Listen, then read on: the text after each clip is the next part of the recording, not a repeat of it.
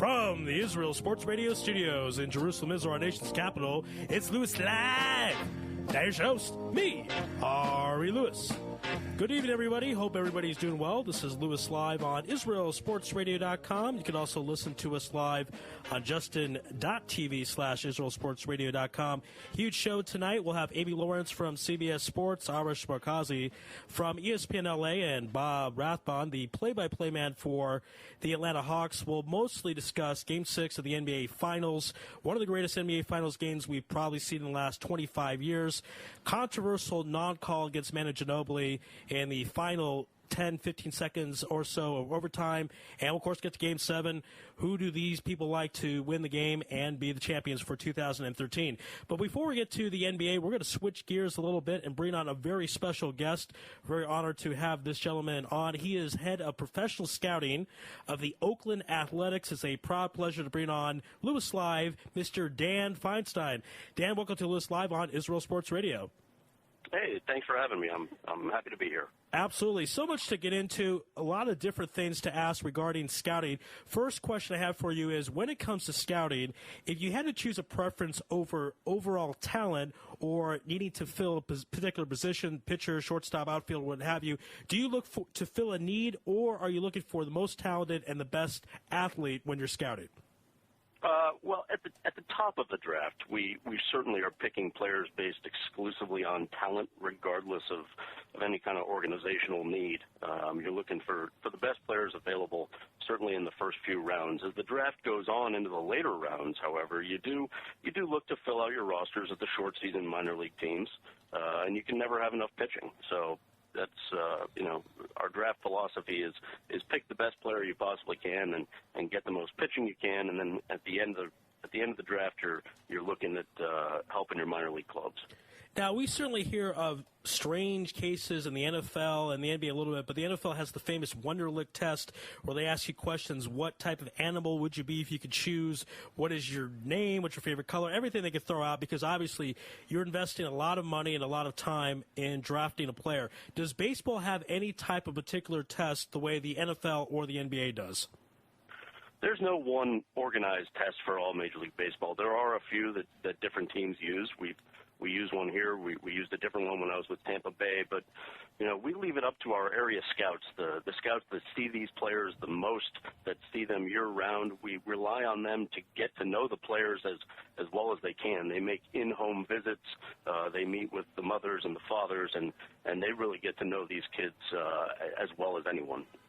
Now, the book Moneyball, and I'm a big fan of books on tape. That was one of my favorite books to read and listen to. And, of course, it got more famous with the movie with Brad Pitt, Jonah Hill, and so on. And that's a big part of the Oakland Athletics philosophy. How much so? Do you look at sabermetrics to the T when you're scouting players, or not as much as people might assume that you do? The short answer is yes, and we look at a lot of data. We're constantly mining both public and proprietary data sources to help with our decision-making, but we also rely heavily on the recommendations of our professional scouts who are out seeing these players every day. So it's certainly a combination of the numbers and our scouts' eyes, and when those two match up, then we know we've got a pretty good fit. All right, now, another interesting part of the Oakland Athletics dynamic is that it is a small market, if you will. No disrespect to Oakland, I think it's a great city, but it's not New York, Chicago, L.A. When you're drafting players or looking to scout players, is it like a recruiting trip in college basketball where you have to sell the team to the players, or is it you're going to draft them and let the chips fall where they may? So is there selling involved, or do you just draft and worry about it later on?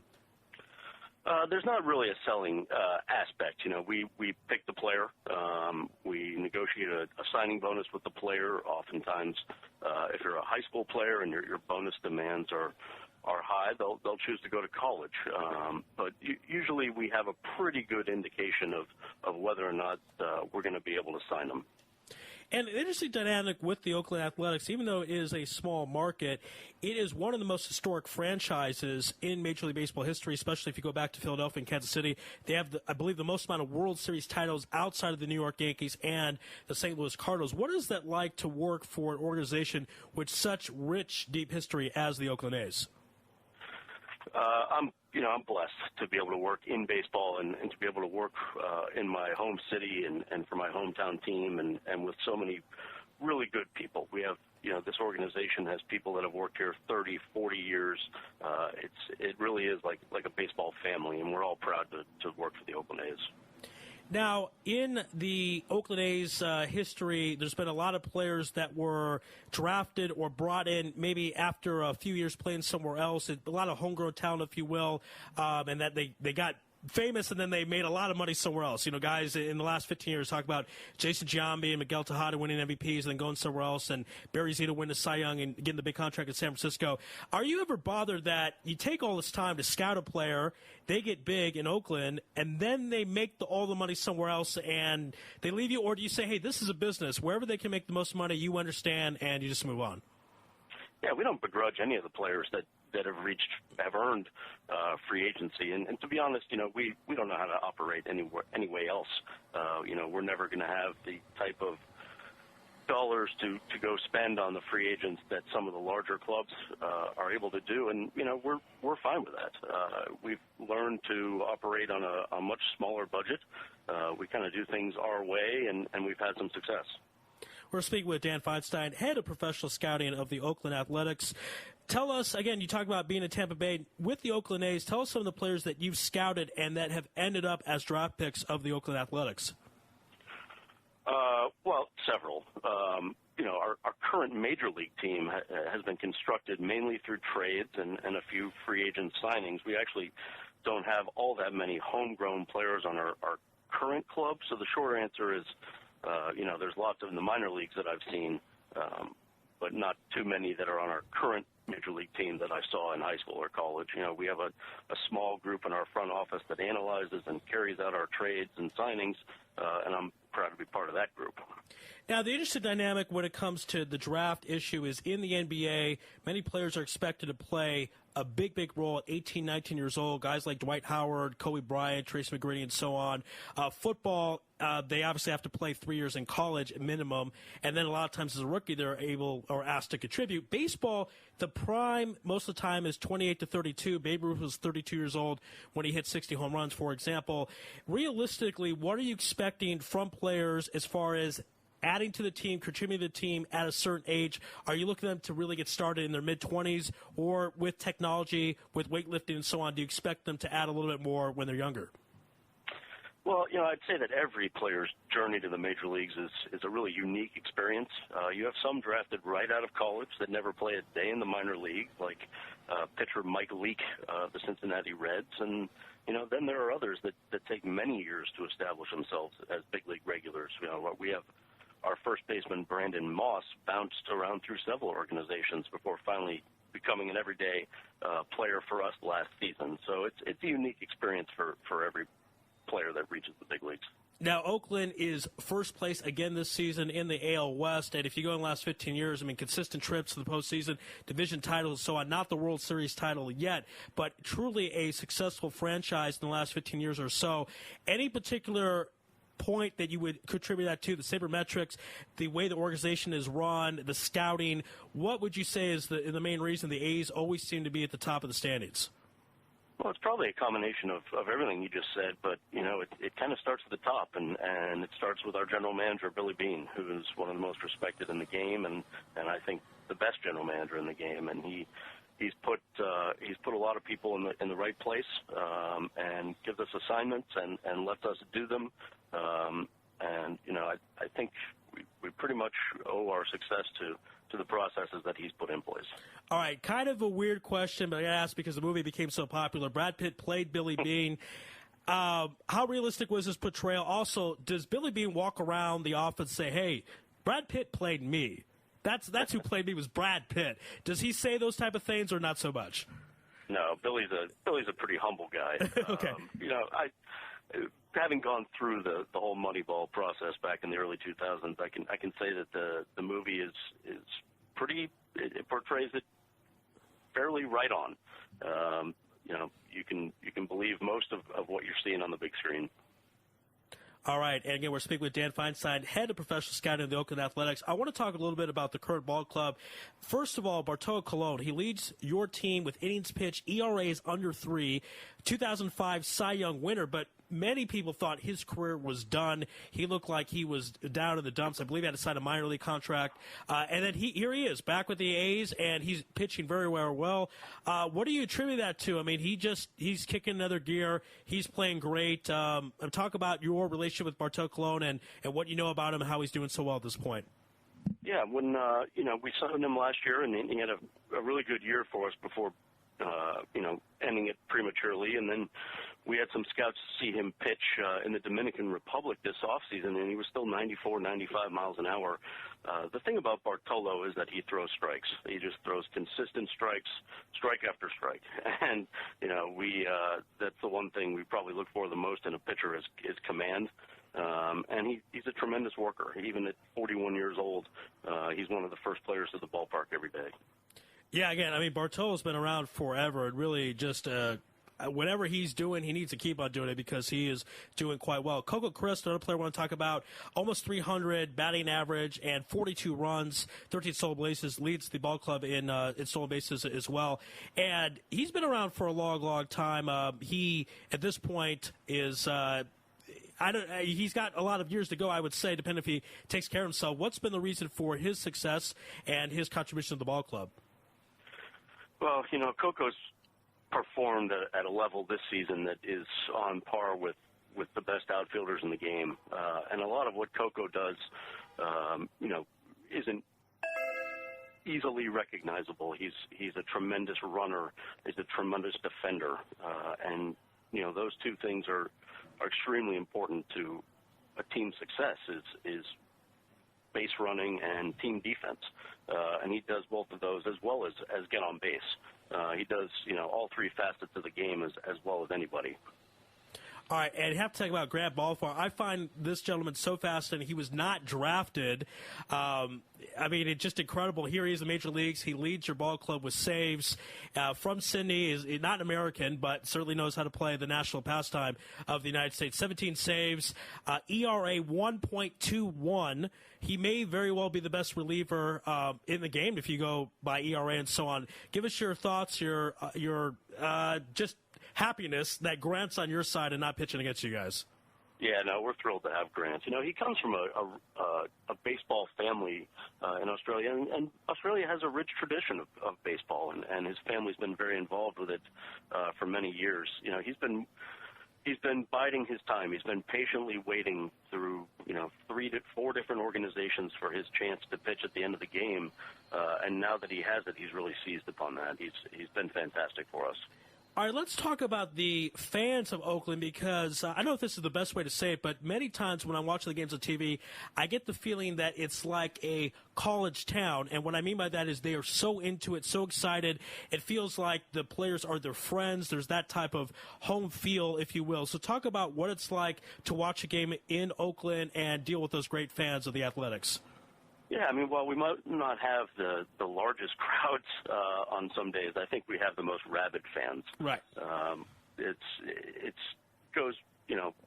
Oakland has a long tradition with the A's, and these fans have been through us, thick and thin. So now that we're having some success on the field, they're even more rabid than normal, and our players thrive on it.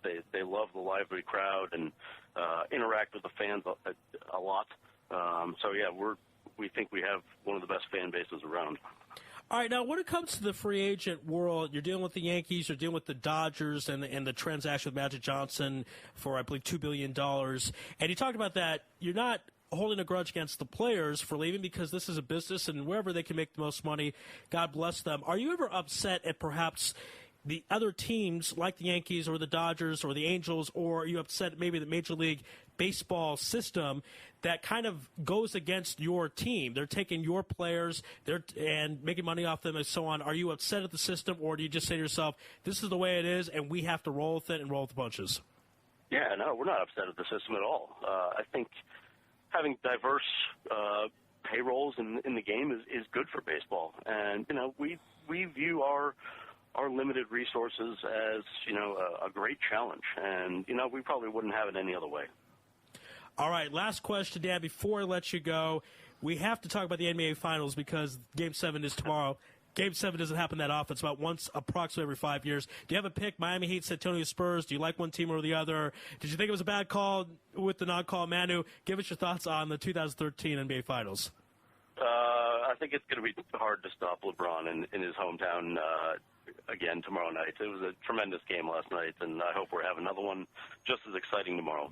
Absolutely. It was one of the best NBA final games I've ever seen. So much to talk about with the non-calls. They brought out the ticker tape as if the game was over, and it was not, and went to overtime. Certainly a classic, and it's been a classic to have you on, Louis Live, and Israel Sports Radio. Good luck to the A's for the rest of the way, currently first place in the AL West. Hopefully that continues. Hopefully we see you guys in the World Series this year. Dan, thank you so much.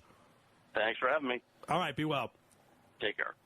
That was Dan Feinstein, the head of professional scouting of the Oakland Athletics, here on Louis Live on Israel Sports Radio. Certainly a treat. You heard what he said, that generally they're looking for the best player. A lot of times they want pitching. Pitching is certainly one of the hardest positions to draft when it comes to Major League Baseball.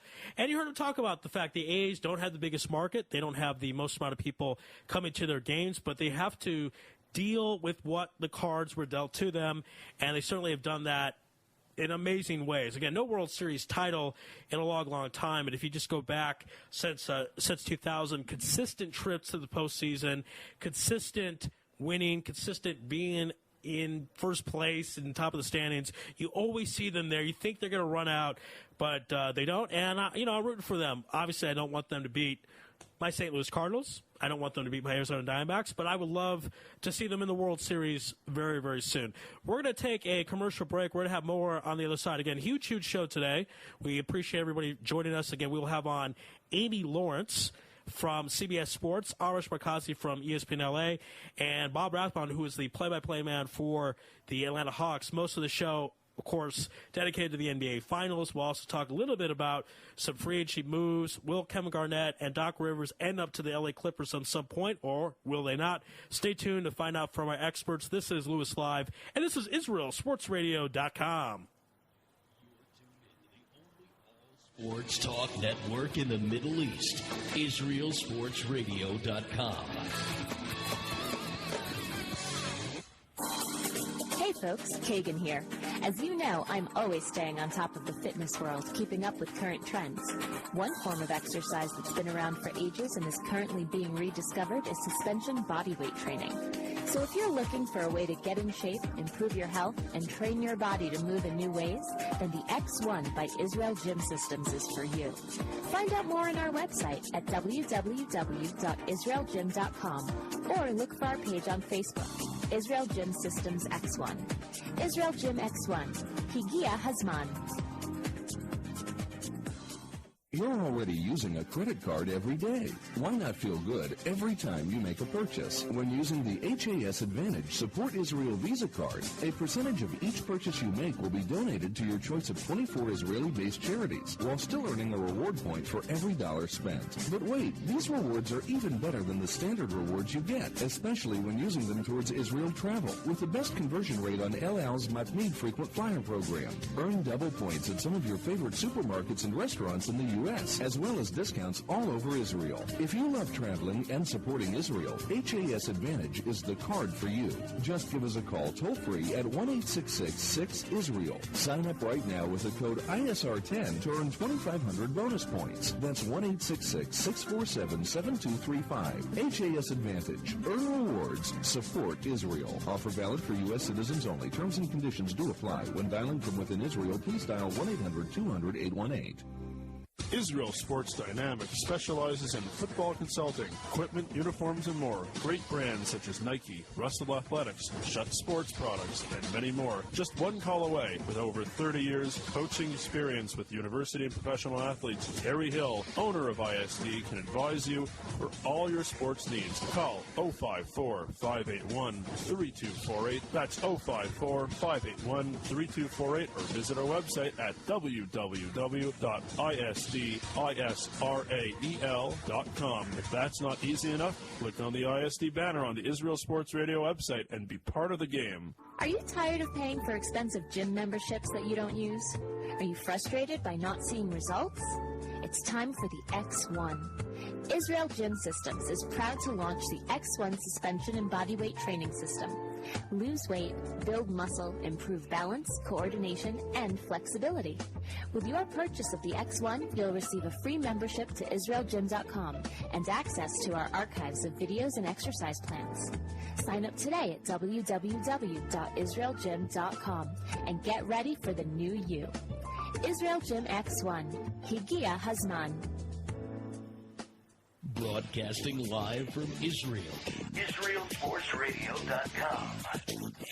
Back on Louis Live on Israel Sports Radio. Our thanks again to Dan Feinstein, the head of professional scouting for the Oakland Athletics. That was really a treat, and I know this is the land of the NBA Finals. This is NBA Finals talk, no doubt about it, but when you get a guy who's head of professional scouting for a Major League Ball club, especially as one as successful as the Oakland Athletics, you just have to get them on when you have the chance.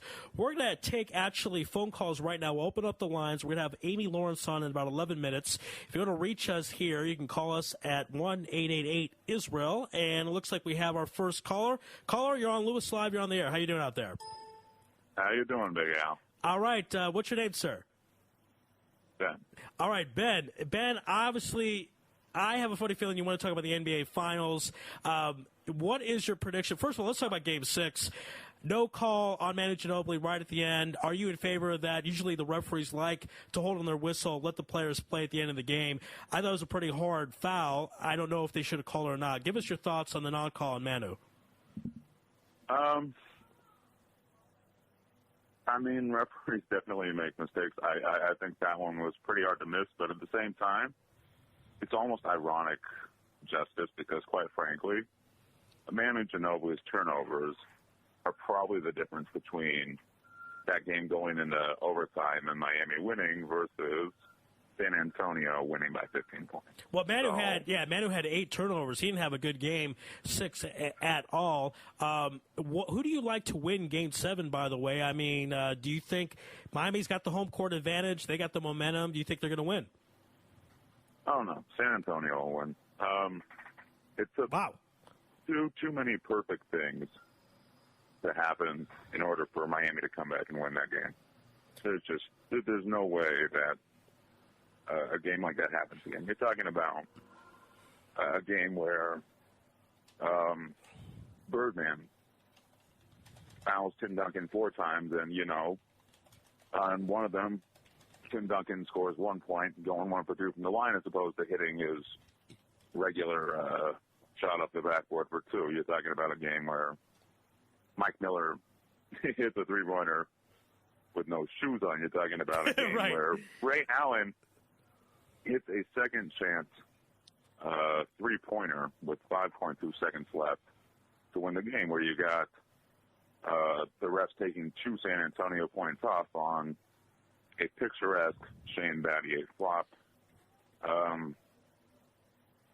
There was just too many things that were that went their way. Okay, but what about this? What about momentum? What about the Heat saying to themselves, we're destined to win this because of the things you talked about? Mike Miller hitting the 3-pointer with no shoes on, Ray Allen hitting the shot with 5.6 seconds left. What about those things? Won't that play to Miami's advantage and in their mind? I think that hurts them, to tell you the truth.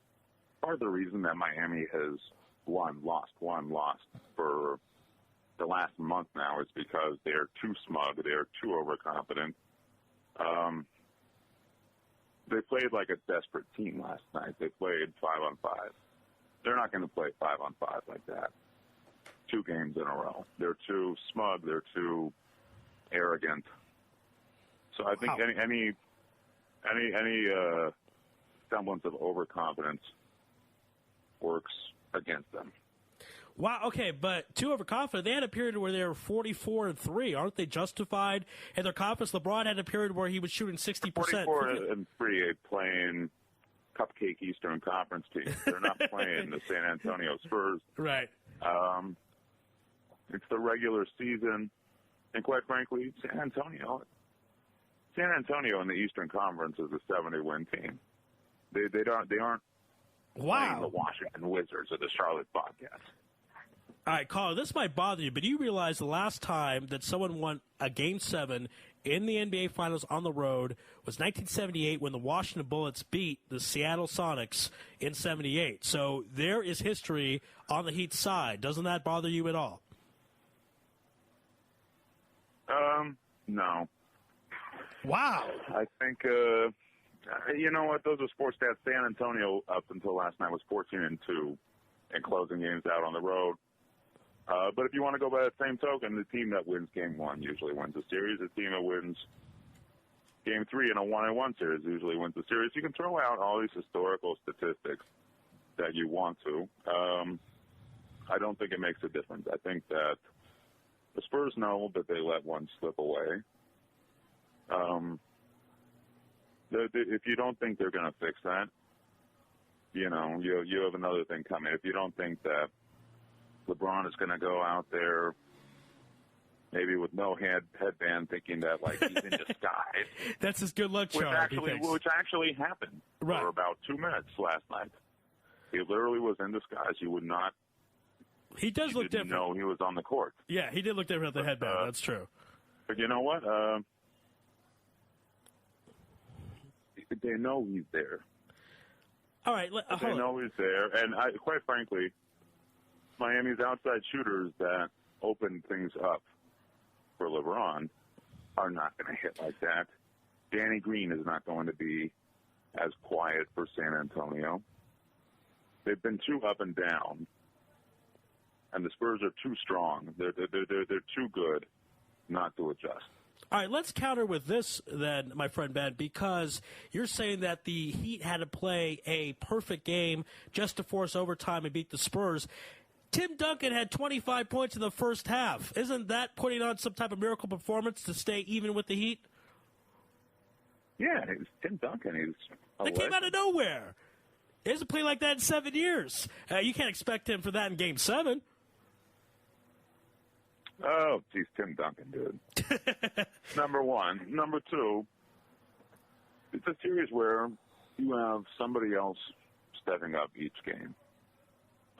Tim Duncan stepped up and scoring for the Spurs this game. Kawhi Leonard, who is an unsung hero for San Antonio at this point, stepped up big.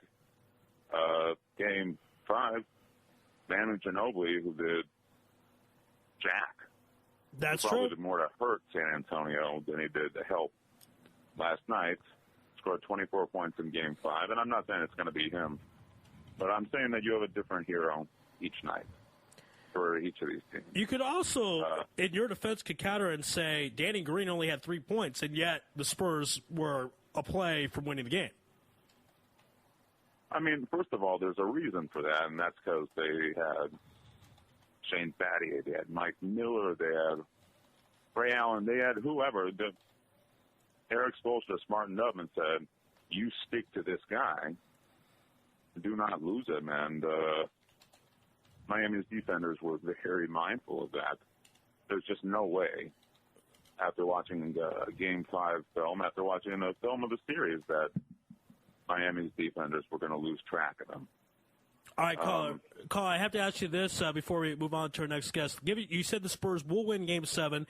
Give us your score.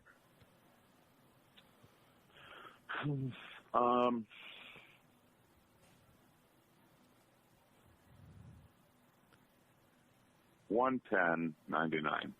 11 points in Game 7 for the Spurs on the road. Oh, yeah. Wow. And that'll be after Miami makes a run. The Spurs will be up by 20 at the beginning of the fourth quarter. Wow. Caller has no respect for the Heat.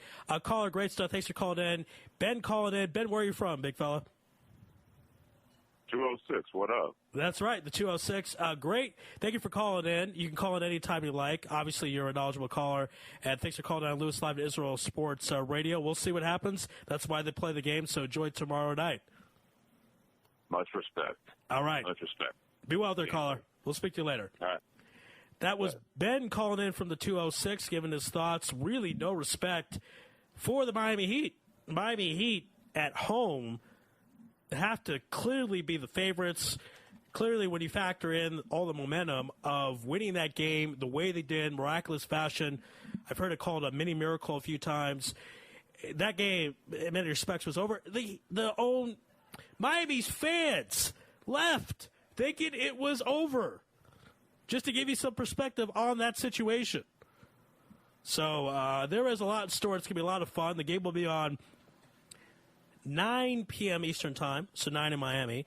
And in Israel, it will be 4 in the morning. I've been in touch with my good friend Tom Weiss.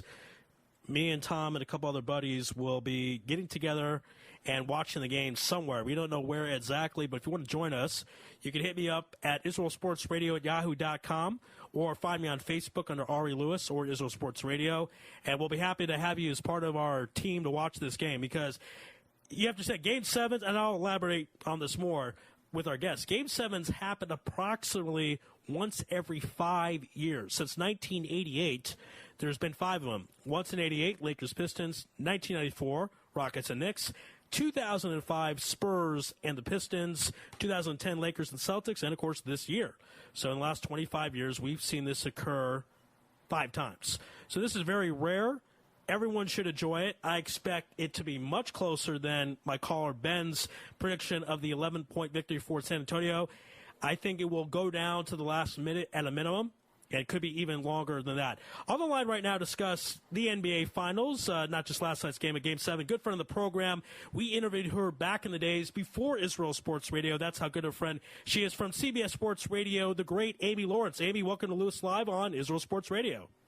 Oh, thank you. What a nice introduction. I appreciate that. Nice to join you guys again. Absolutely. And it's funny because the first time we had you on was in the days of 2010 discussing Game 7 with your Boston Celtics, and the Lakers didn't go well for the Celtics, but here we are again at Game 7. First to Game 6 last night with 30 seconds left and the Heat down 5. Did you think that the game was over?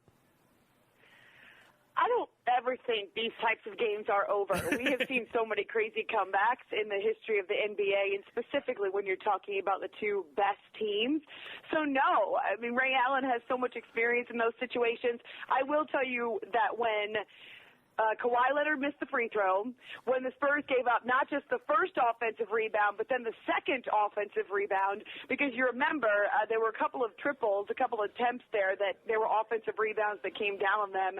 I had a bad feeling because offensive rebounds kill all the hard work you just did on defense, right. And the whole point is to end the possession. So those offensive rebounds and the missed free throw by Kawhi Leonard, which incidentally would have made that 3 by Ray Allen a moot point, those left me with a feeling like, man, Spurs did not slam this door. They left it wide open.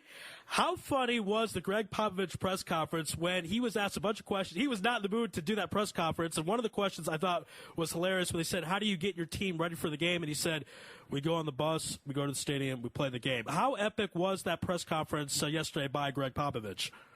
Yeah, I think it's pretty standard, Greg Popovich, actually. I was working on Monday night, and there was this great soundbite that I kept playing over and over for everybody at the CBS Sports Radio newsroom.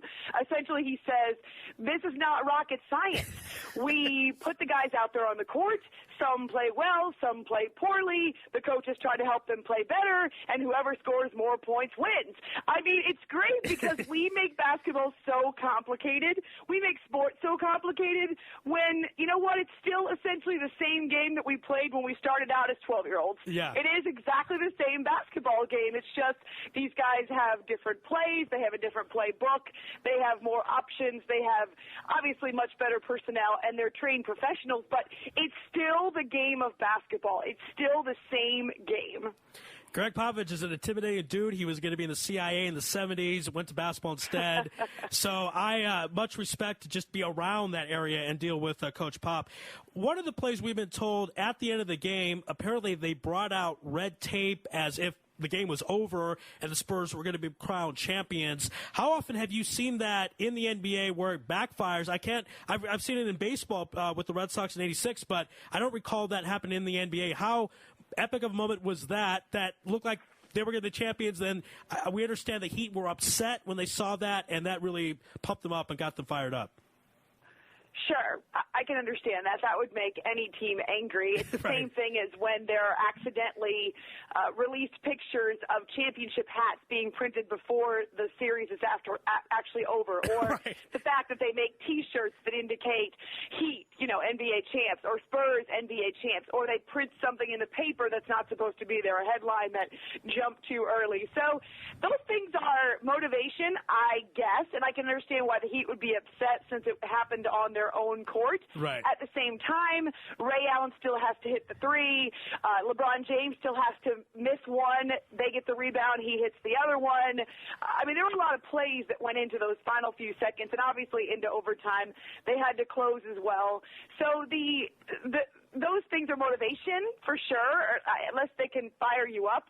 But you still have to go out there on the court and do what you're supposed to do. And I thought that LeBron James stopped settling and started going to the hoop, started attacking the glass. It is so much easier to score when you are 2 inches from the rim. Yeah. I thought that the Miami defense, when they buckle down and they are aggressive and they are really forcing turnovers, and they're not only are they helping, but they're in terms of their assignments, they're not getting lost, they're not chasing, they're keeping their players in front of them.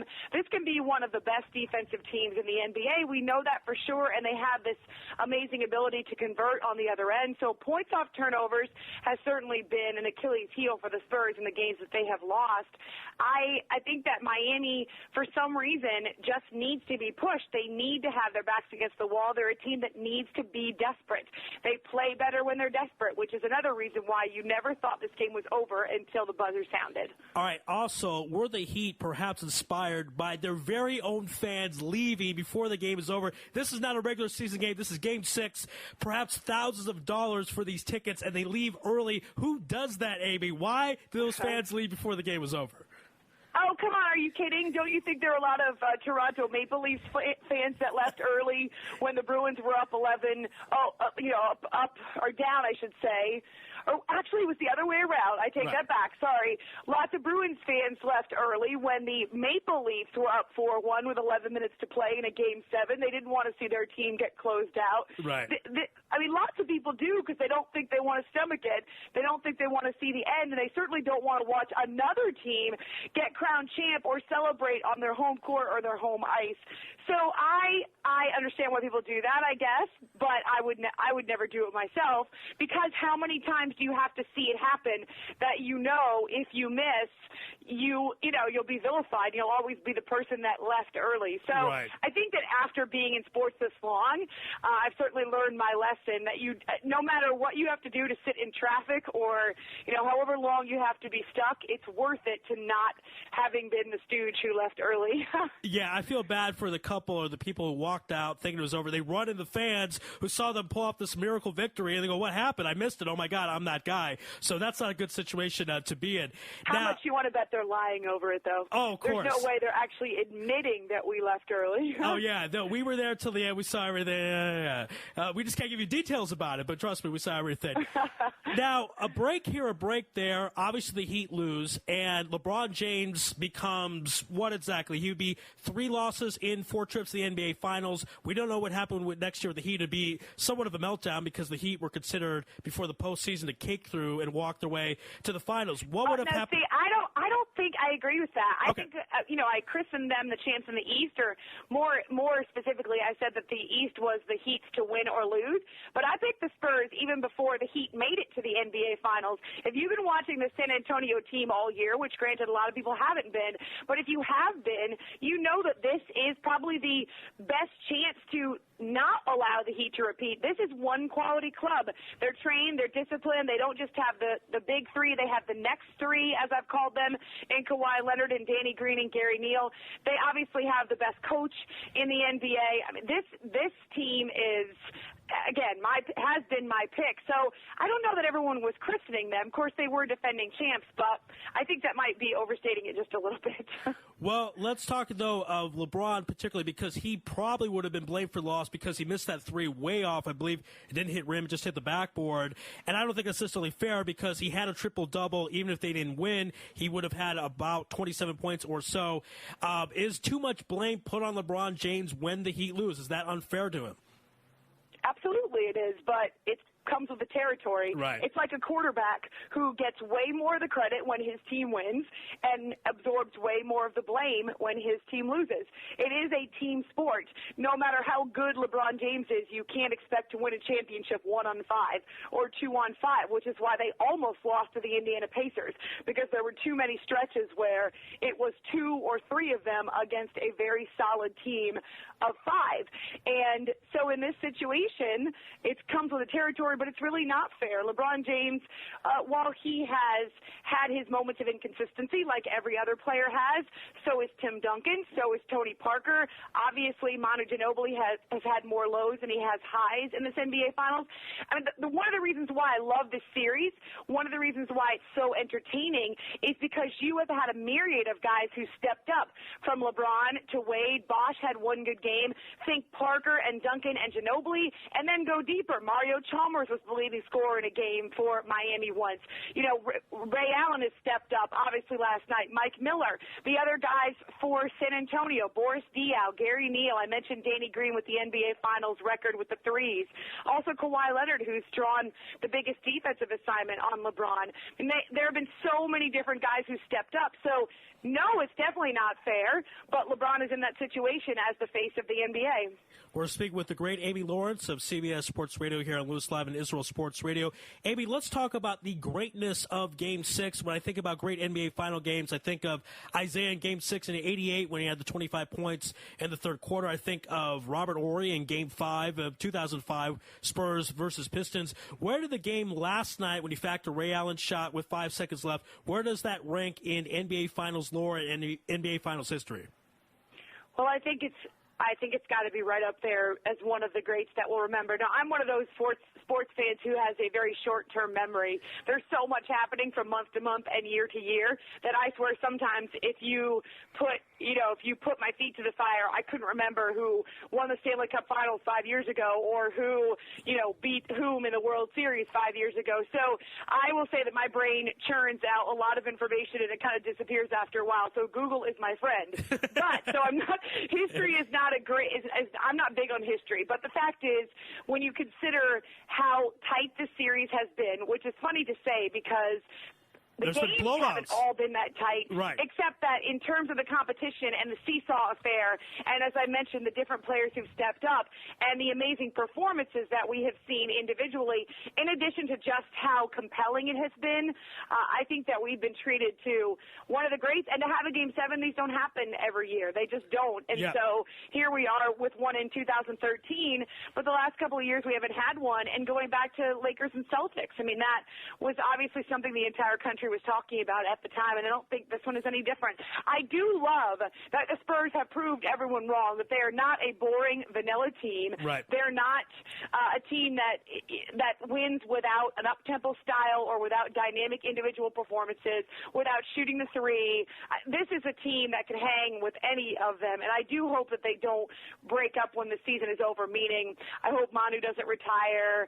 I don't think Tim Duncan will, but I hope there aren't big trades with guys going for money. I love this team. I love how they play basketball, and I hope we get to see them again. One of the great things about this team is they played together for so long. Duncan's been with them since '97, and Tony Parker, I think, since 2001, and Manu since '01. So they've just known each other for 12-plus years playing together.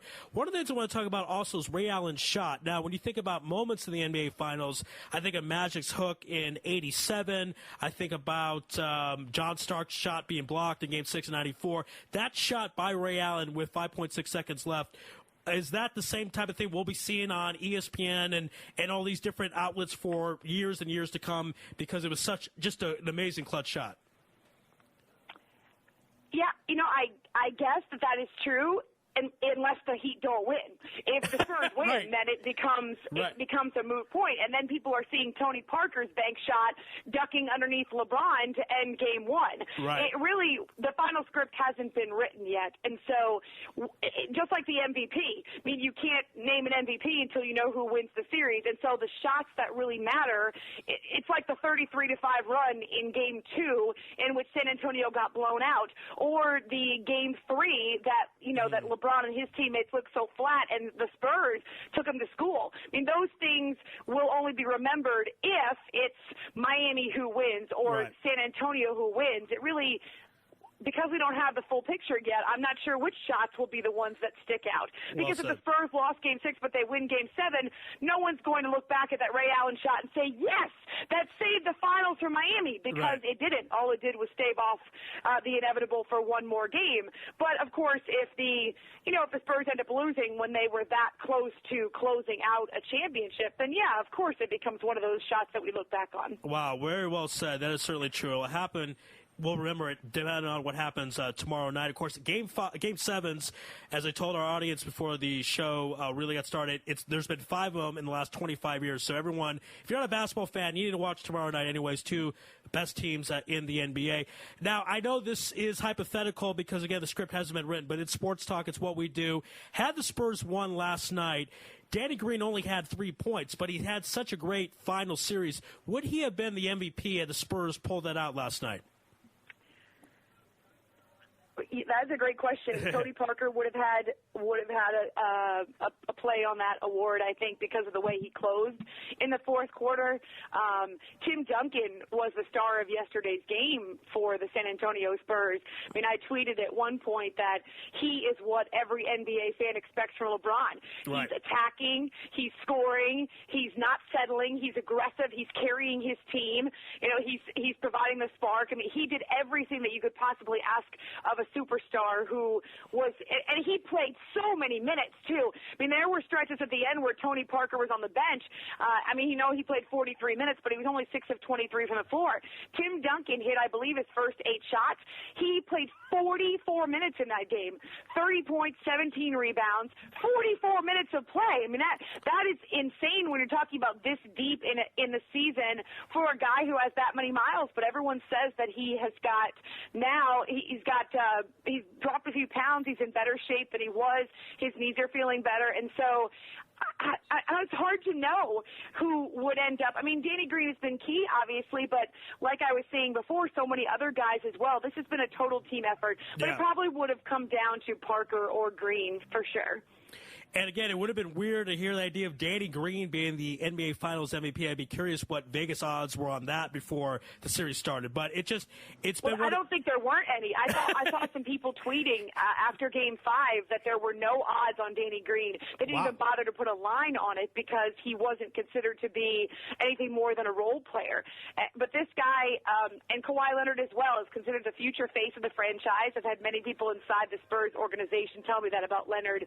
They love the mode that they're in. Green got cut once by Cleveland and twice by San Antonio. He spent a lot of time in D-League, so this is a coming out party for him. He's finally been able to put it all together and is not afraid or intimidated on this big stage. The Spurs have had so many contributions from different guys. If Miami wins tomorrow night, it's clearly LeBron's MVP to win, but the Spurs have had a little bit of everybody. All right, Amy, what would be the NBA playoffs and the NBA Finals without discussing the referees? Did Manu Ginobili get fouled by Ray Allen at the end, or is that a situation where the referees are swallowing their whistles no matter what happens? You could take an ambulance and run over Manu Ginobili. They weren't calling it. What was your thoughts at the end of the game regarding the referees? Well, it was definitely a foul. It was definitely a foul. I don't think there's any question about that. I do think that referees have a tendency to swallow their whistles more because they prefer that players earn it. But the fact is they had been calling so many touch fouls in that game on both sides. I'm not saying there were more touch fouls on one team than there were on the other. That's why it surprised me, is because they had blown the whistles with such frequency in the game that I really expected that they wouldn't allow it to get away. For instance, the Spurs took 28 free throws. The Miami Heat took 21 in the game. And so it was surprising that they allowed that to go because it looked like a clear smack across the arm. Whereas in some of the other situations, they had just a bump here or there or, a sidestep with a hip here or there, a little smack from behind. I will say in the overtime, they did appear as though they were allowing guys to play without constant whistles. Consider the play on the other end where Danny Green had stripped LeBron had gotten a finger on the ball, and LeBron had coughed it up out of bounds. It was reviewable, and they gave it to San Antonio upon review, so maybe that was the end of regulation. But it seemed like the deeper they got in the game, the more they were allowing them to play. But it's unfortunate because you wanted. I think that was the whole idea with Manu Ginobili, was to go straight to the hoop and to go straight into the heart of the defense, and if not get a good shot up, then hope to draw a foul. I mean, that is a strategy in basketball. That's why you attack the rim, is because you are more likely to get the benefit of a foul call if you are aggressive.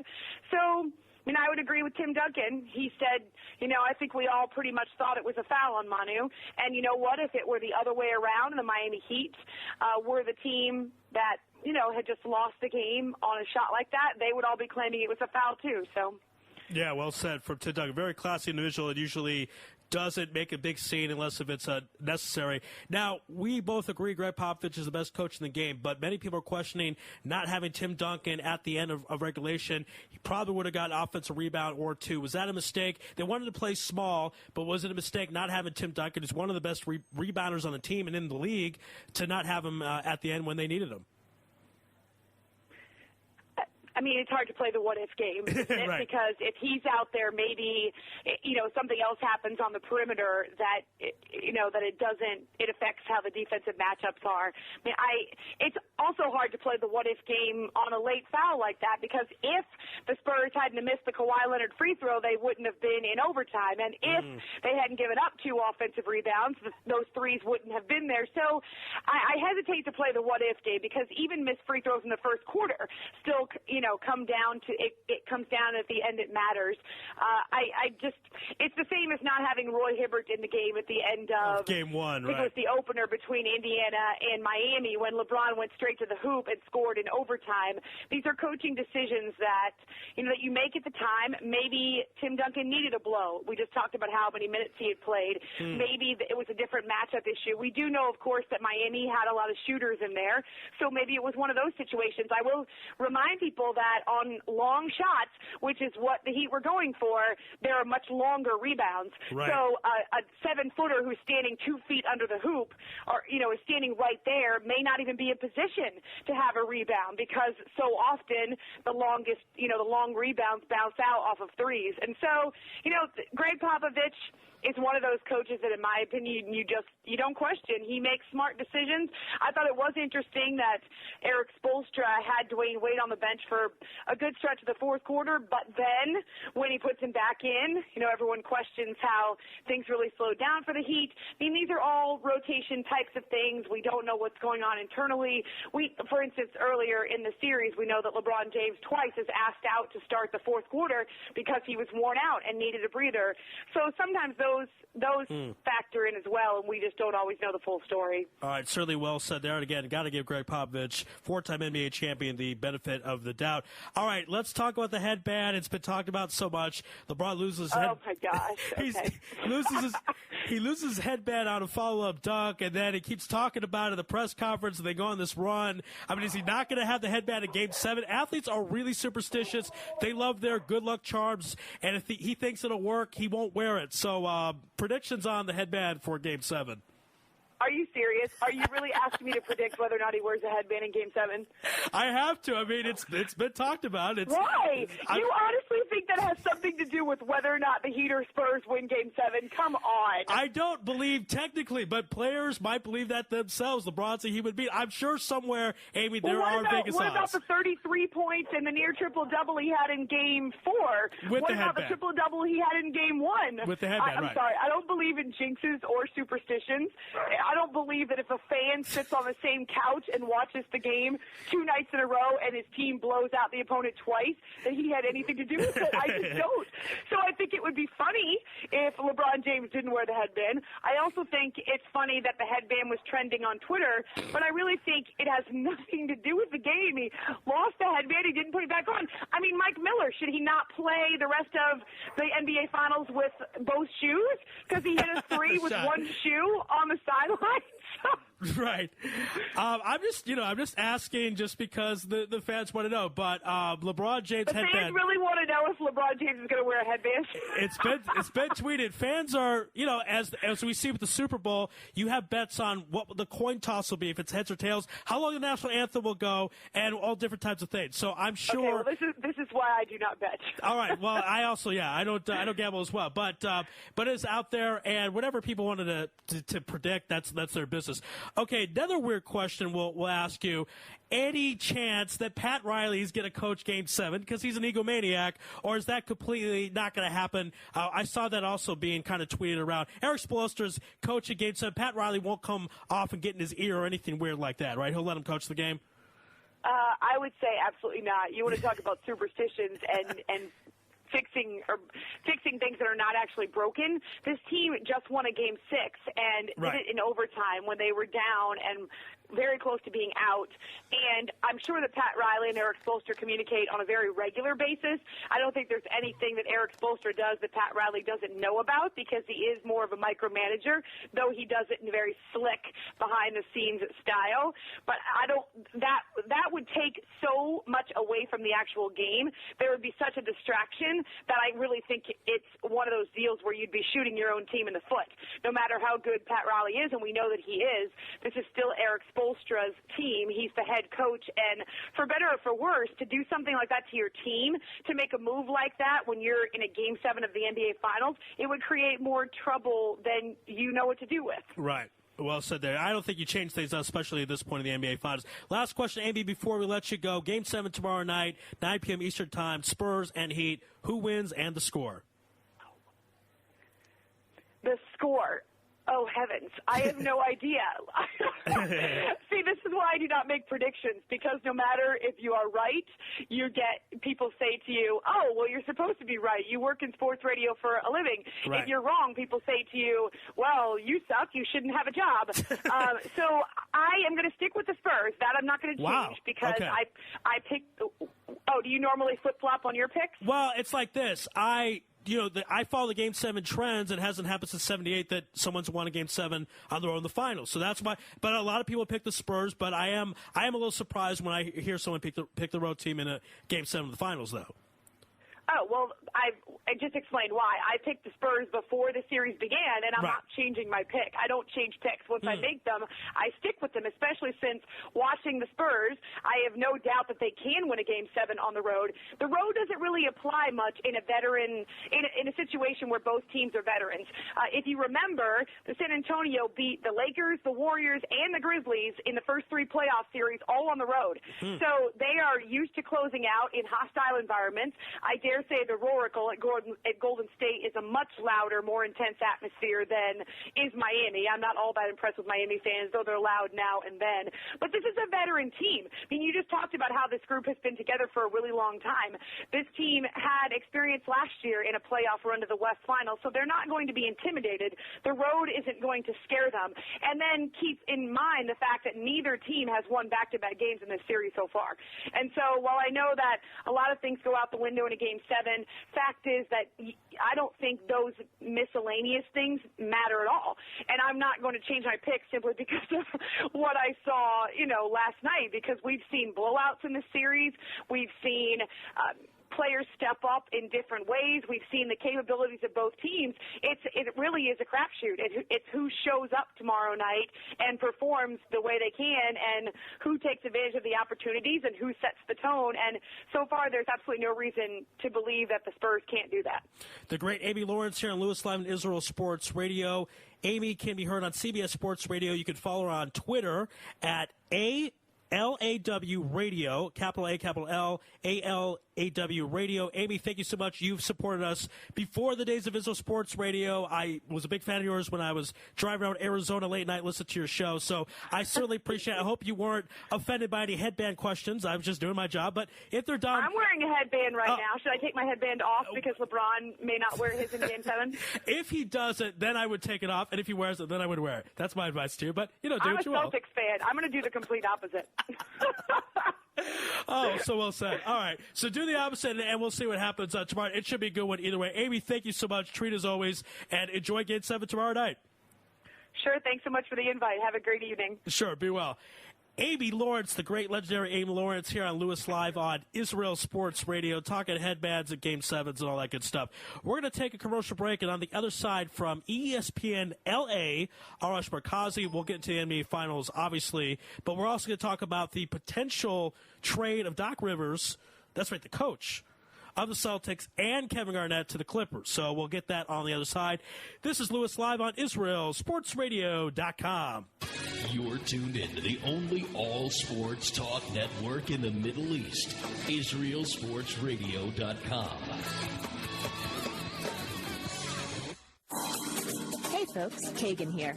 As you know, I'm always staying on top of the fitness world, keeping up with current trends. One form of exercise that's been around for ages and is currently being rediscovered is suspension bodyweight training. So if you're looking for a way to get in shape, improve your health, and train your body to move in new ways, then the X1 by Israel Gym Systems is for you. Find out more on our website at www.israelgym.com or look for our page on Facebook. Israel Gym Systems X1. Israel Gym X1. Higia Hazman.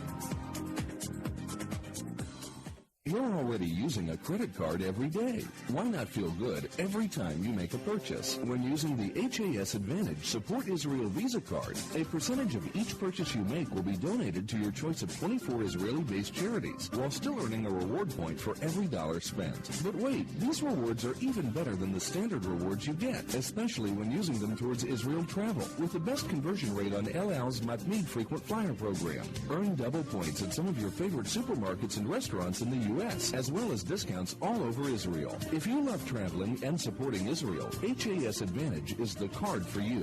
Just give us a call toll-free at 1-866-6-ISRAEL. Sign up right now with the code ISR10 to earn 2,500 bonus points. That's 1-866-647-7235. HAS Advantage. Earn rewards. Support Israel. Offer valid for U.S. citizens only. Terms and conditions do apply. When dialing from within Israel, please dial 1-800-200-818. Israel Sports Dynamics specializes in football consulting, equipment, uniforms, and more. Great brands such as Nike, Russell Athletics, Schutt Sports Products, and many more. Just one call away. With over 30 years coaching experience with university and professional athletes, Terry Hill, owner of ISD, can advise you for all your sports needs. Call 054-581-3248. That's 054-581-3248, or visit our website at www.isdisrael.com. If that's not easy enough, click on the ISD banner on the Israel Sports Radio website and be part of the game. Are you tired of paying for expensive gym memberships that you don't use? Are you frustrated by not seeing results? It's time for the X1. Israel Gym Systems is proud to launch the X1 suspension and bodyweight training system. Lose weight, build muscle, improve balance, coordination, and flexibility. With your purchase of the X1, you'll receive a free membership to IsraelGym.com and access to our archives of videos and exercise plans. Sign up today at www.IsraelGym.com and get ready for the new you. Israel Gym X1. Higia Hazman. Broadcasting live from Israel. IsraelSportsRadio.com. Back here on Louis Live on Israel Sports Radio. The great Amy Lawrence just came on the program. Before that, we had on a caller from Seattle, the 206, Big Benjamin Bloch, and the head of professional scouting of the Oakland Athletics, Dan Feinstein. We're in hour number 2. We're here until 10 o'clock local time. We'll have on at 9:30 Bob Rathbun, the play-by-play man for the Atlanta Hawks. But before we get to Bob Rathbun, it is a great pleasure to have on from ESPN Los Angeles, Mr. Aarash Markazi. Aarash, welcome back to Louis Live on Israel Sports Radio. My pleasure. Thanks for having me. Absolutely. So much to get into. Before we get to the NBA Finals, I want to talk about some local matters. There was potentially a trade of Coach Doc Rivers. Usually coaches aren't in trades, but Doc Rivers and Kevin Garnett to the Clippers. And at this point, I'm being told that's not going to happen. What is the latest on Doc Rivers and Kevin Garnett going out to L.A.?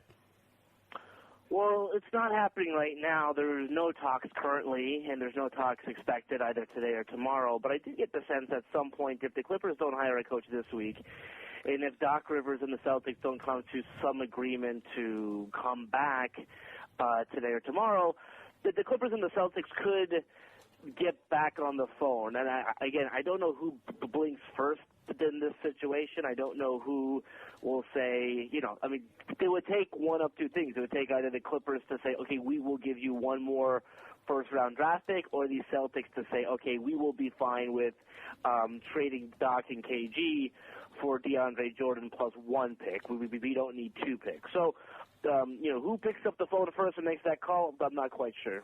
All right, DeAndre Jordan, at this point, what's he thinking? I mean, if this doesn't go through, he's got to go back to the team unless they trade him somewhere else. Does he say this is a business, these things happen, or will he hold some type of grudge against the Clipper organizations for dangling him around in trade talks?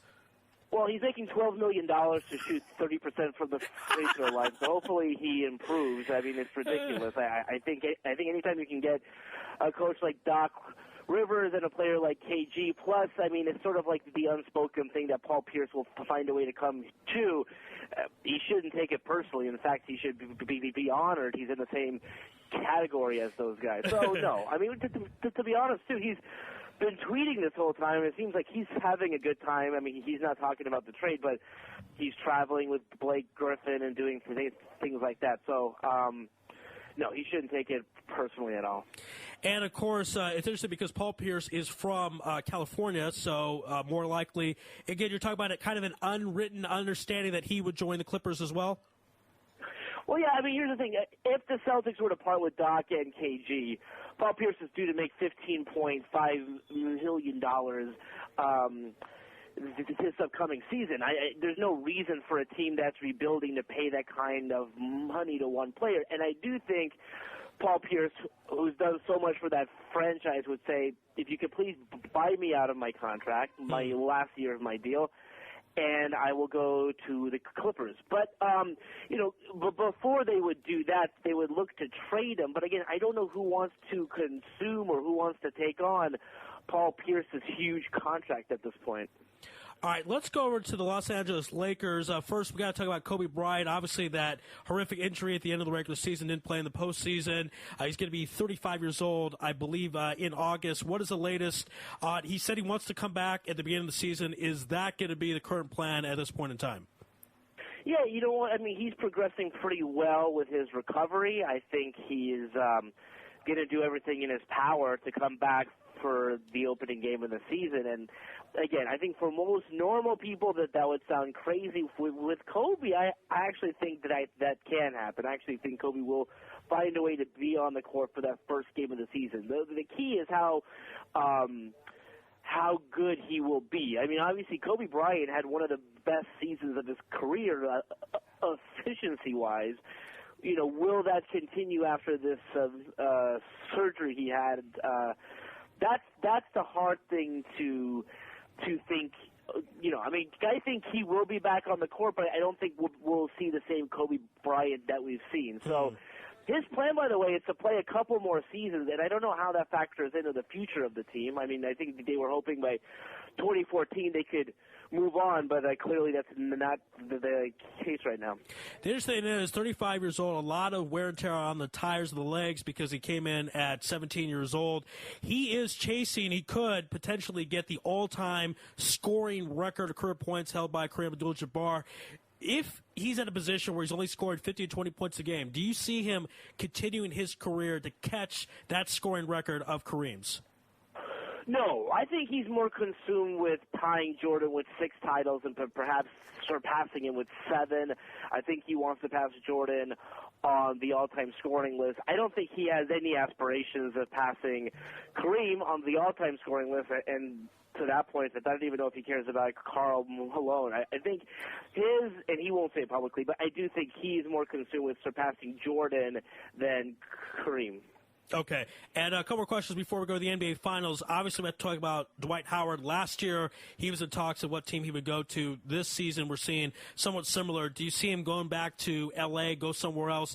He seemed not to fit so well with the Lakers, kind of a third, fourth option. It looked like D'Antoni didn't use him the best of his abilities. So what do you see in the future of Dwight Howard and if the Lakers take him on next season?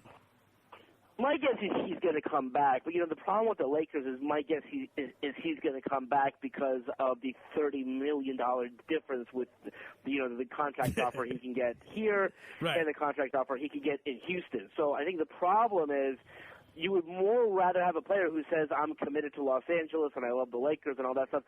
My sense is he doesn't love it here, but it just makes more financial sense for him to stay here. All right, doing it for the money. We've heard that before, so we can't really be shocked there. Now, with Coach D'Antoni, I know him very well from his days with the Phoenix Suns. Very, very good coach, but not the best defensive coach. I don't know if these players are suited for him or not. I kind of think he got a bit of a pass with Kobe's injury because they said, well, we understand you not going on deeper in the playoffs because of Kobe's injury. But do you see him staying with the Lakers long term, or do they have to move him out? Will they try to bring Phil again? I mean, what happens coaching-wise with the Los Angeles Lakers? You know what? I don't think it's a long-term fit, but I do think it's a this-season fit. I mean, they're hiring assistants right now. It doesn't seem like they're talking to anyone else. They've basically told them that he will be back. So Mike D'Antoni will be the coach this upcoming season. I think the problem there is, does Dwight Howard dislike playing for him so much that he decides to leave? And that would be a huge problem because I don't think he's a long-term fit here. So, Dwight is your long-term franchise player. You would hate to lose him because of your short-term coach. But my guess is Mike D'Antoni will be back for this upcoming year. I mean, Dwight Howard, 27 years old. I mean, he's been in the NBA such a long time, number one pick at 2004 out of high school, but he has a lot left in the tank, I imagine. So if they choose between the two, you figured they would go with Dwight Howard. Let's move on now to the NBA Finals. Let's talk about Game 6 last night. One of the best games in Finals history. Ray Allen hits that shot with just over 5 seconds left. We've seen some great NBA Finals games with the Lakers. In 88, Isaiah versus the Lakers in Game 6. We've seen a Magic's hook shot in 87 against the Celtics. Where does the game last night rank in NBA Finals history, in your opinion?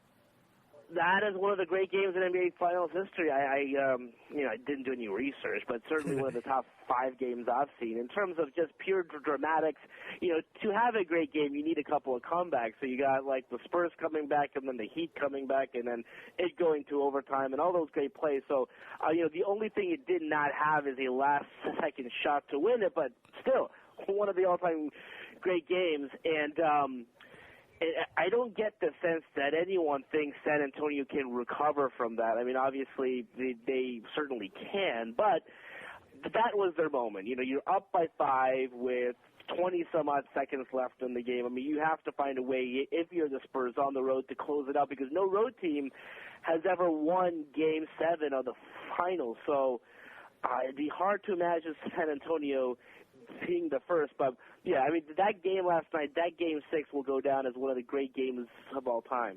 All right, I'm curious about LeBron's legacy. I was asking Amy Lawrence, because, the final's not over yet, but had the Heat lost, would have LeBron James been blamed too much for what happened? They would have said he missed those 3-pointers. They were way off. He's 1 for 4 in the finals. He's not Michael Jordan, all these type of things. Is that fair? I mean, this is a guy, 28 years old, has won 4 MVPs. Only Jordan and Kareem have won more MVPs and already has a title. He has a lot of basketball to play with, but I feel they would have vindicated him in the media. Do you think he would have been unfairly blamed for the Heat's loss had they lost last night? Yeah, no, I mean, his legacy was on the line. And, I mean, that's what happens when you're a superstar player. I mean, if you're the top player on your team, and here's the I guess it's a problem. I mean, here's the problem with LeBron. We've always, from the day he came into the league, compared him to Michael Jordan. I mean, that's an awfully high standard. So it's sort of like, you got to win 6 titles. You got to win, 6 MVPs. I mean, you got to do all these things. So I don't think if the expectations there when he retires, it still will be one of the great careers of all time. But we're comparing him to Michael Jordan, and quite frankly, he can't be Michael Jordan because no one can be Michael Jordan. Right. I mean, the guy went to 6 finals, then won 6 finals, and won 6 finals MVP.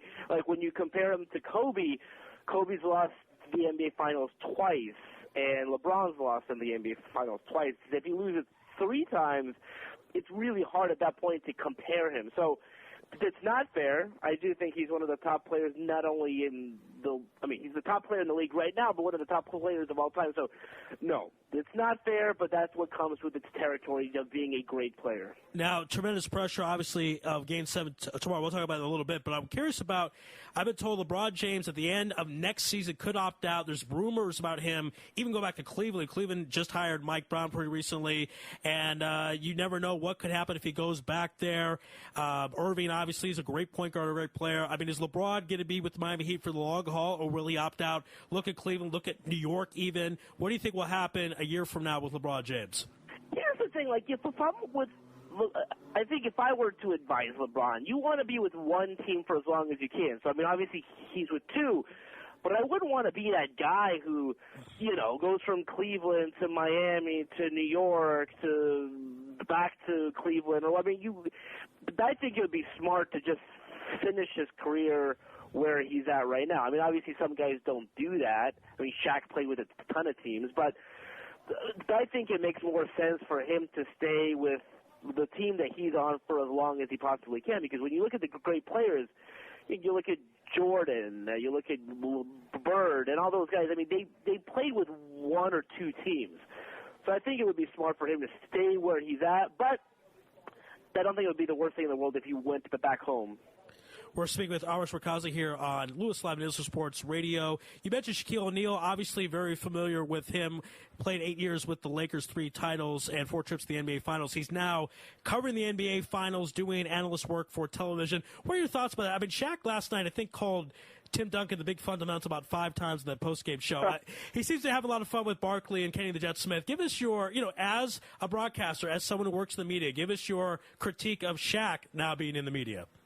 Well, I love Shaq. I think he's really good. I think he's more comfortable this season than he was last season, and it's a work in progress. I mean, I think then, too, it's tough when you're kind of wedged into a very successful show. I mean, that show was great before Shaq got there, so it was kind of up to Shaq and Charles and Kenny to kind of get him to fit in. But I think it's great. And by the way, I think it's probably the best pre- and post-game that we have, and not just in the NBA, but just in the camaraderie that they have, and they make you feel like you're talking to people that you know. So I think he's done a good job, and I think it's something where you grow into it. I mean, if you look at Charles' first year, he was good, but Charles has improved every year. So, no, but I think Shaq is fantastic on that show. And Shaq has a little bit of a difficult situation in that he's played with and against many of these players in the NBA Finals. LeBron's teammate, Dwayne Wade's teammate, obviously used to be a part of the Heat when they won the title in 2006,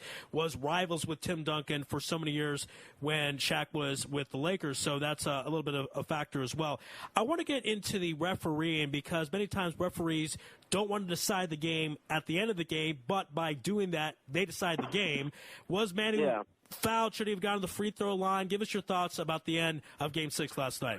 No, you know what? I don't have a problem. I thought actually the officiating in this whole series has been really good, and I always would rather, I guess it depends on who you cheer for, but I think unless it's an egregious foul, I don't want to call it at the end of the game. I think it should be earned.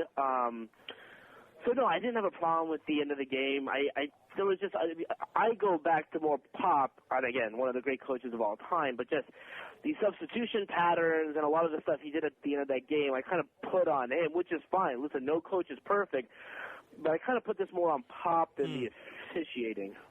Yeah, I mean, let's talk about it. Tim Duncan, all those offensive rebounds at the end that the Heat got, that the Spurs did not get those boards. You figure Tim Duncan would have got it, might have not gone to Ray Allen at all. So how big a mistake is that? Obviously, Pop's one of the best in the league, if not the best, when it comes to head coaching. But how big of a gaffe was that by Coach Pop at the end of Game 6? Well, I mean, it's sort of like that Tuesday morning quarterback or whatever type thing where you're basically, like, it's easy for me to say now that it was a mistake because it clearly was a mistake. But, yeah, I mean, the only thing I kept thinking was, like, when Ginobili got the ball and he's, like, just running up the court, I'm like, okay, I mean, if there's a clear layup, and I didn't think that there was one in that situation, I mean, you got to get Tim Duncan and Parker and drop a player, do something. I mean, that moment in not only in the game, but put in history was a little bit too much just to leave up to chance. You're not going to get that call at that point in time. I mean,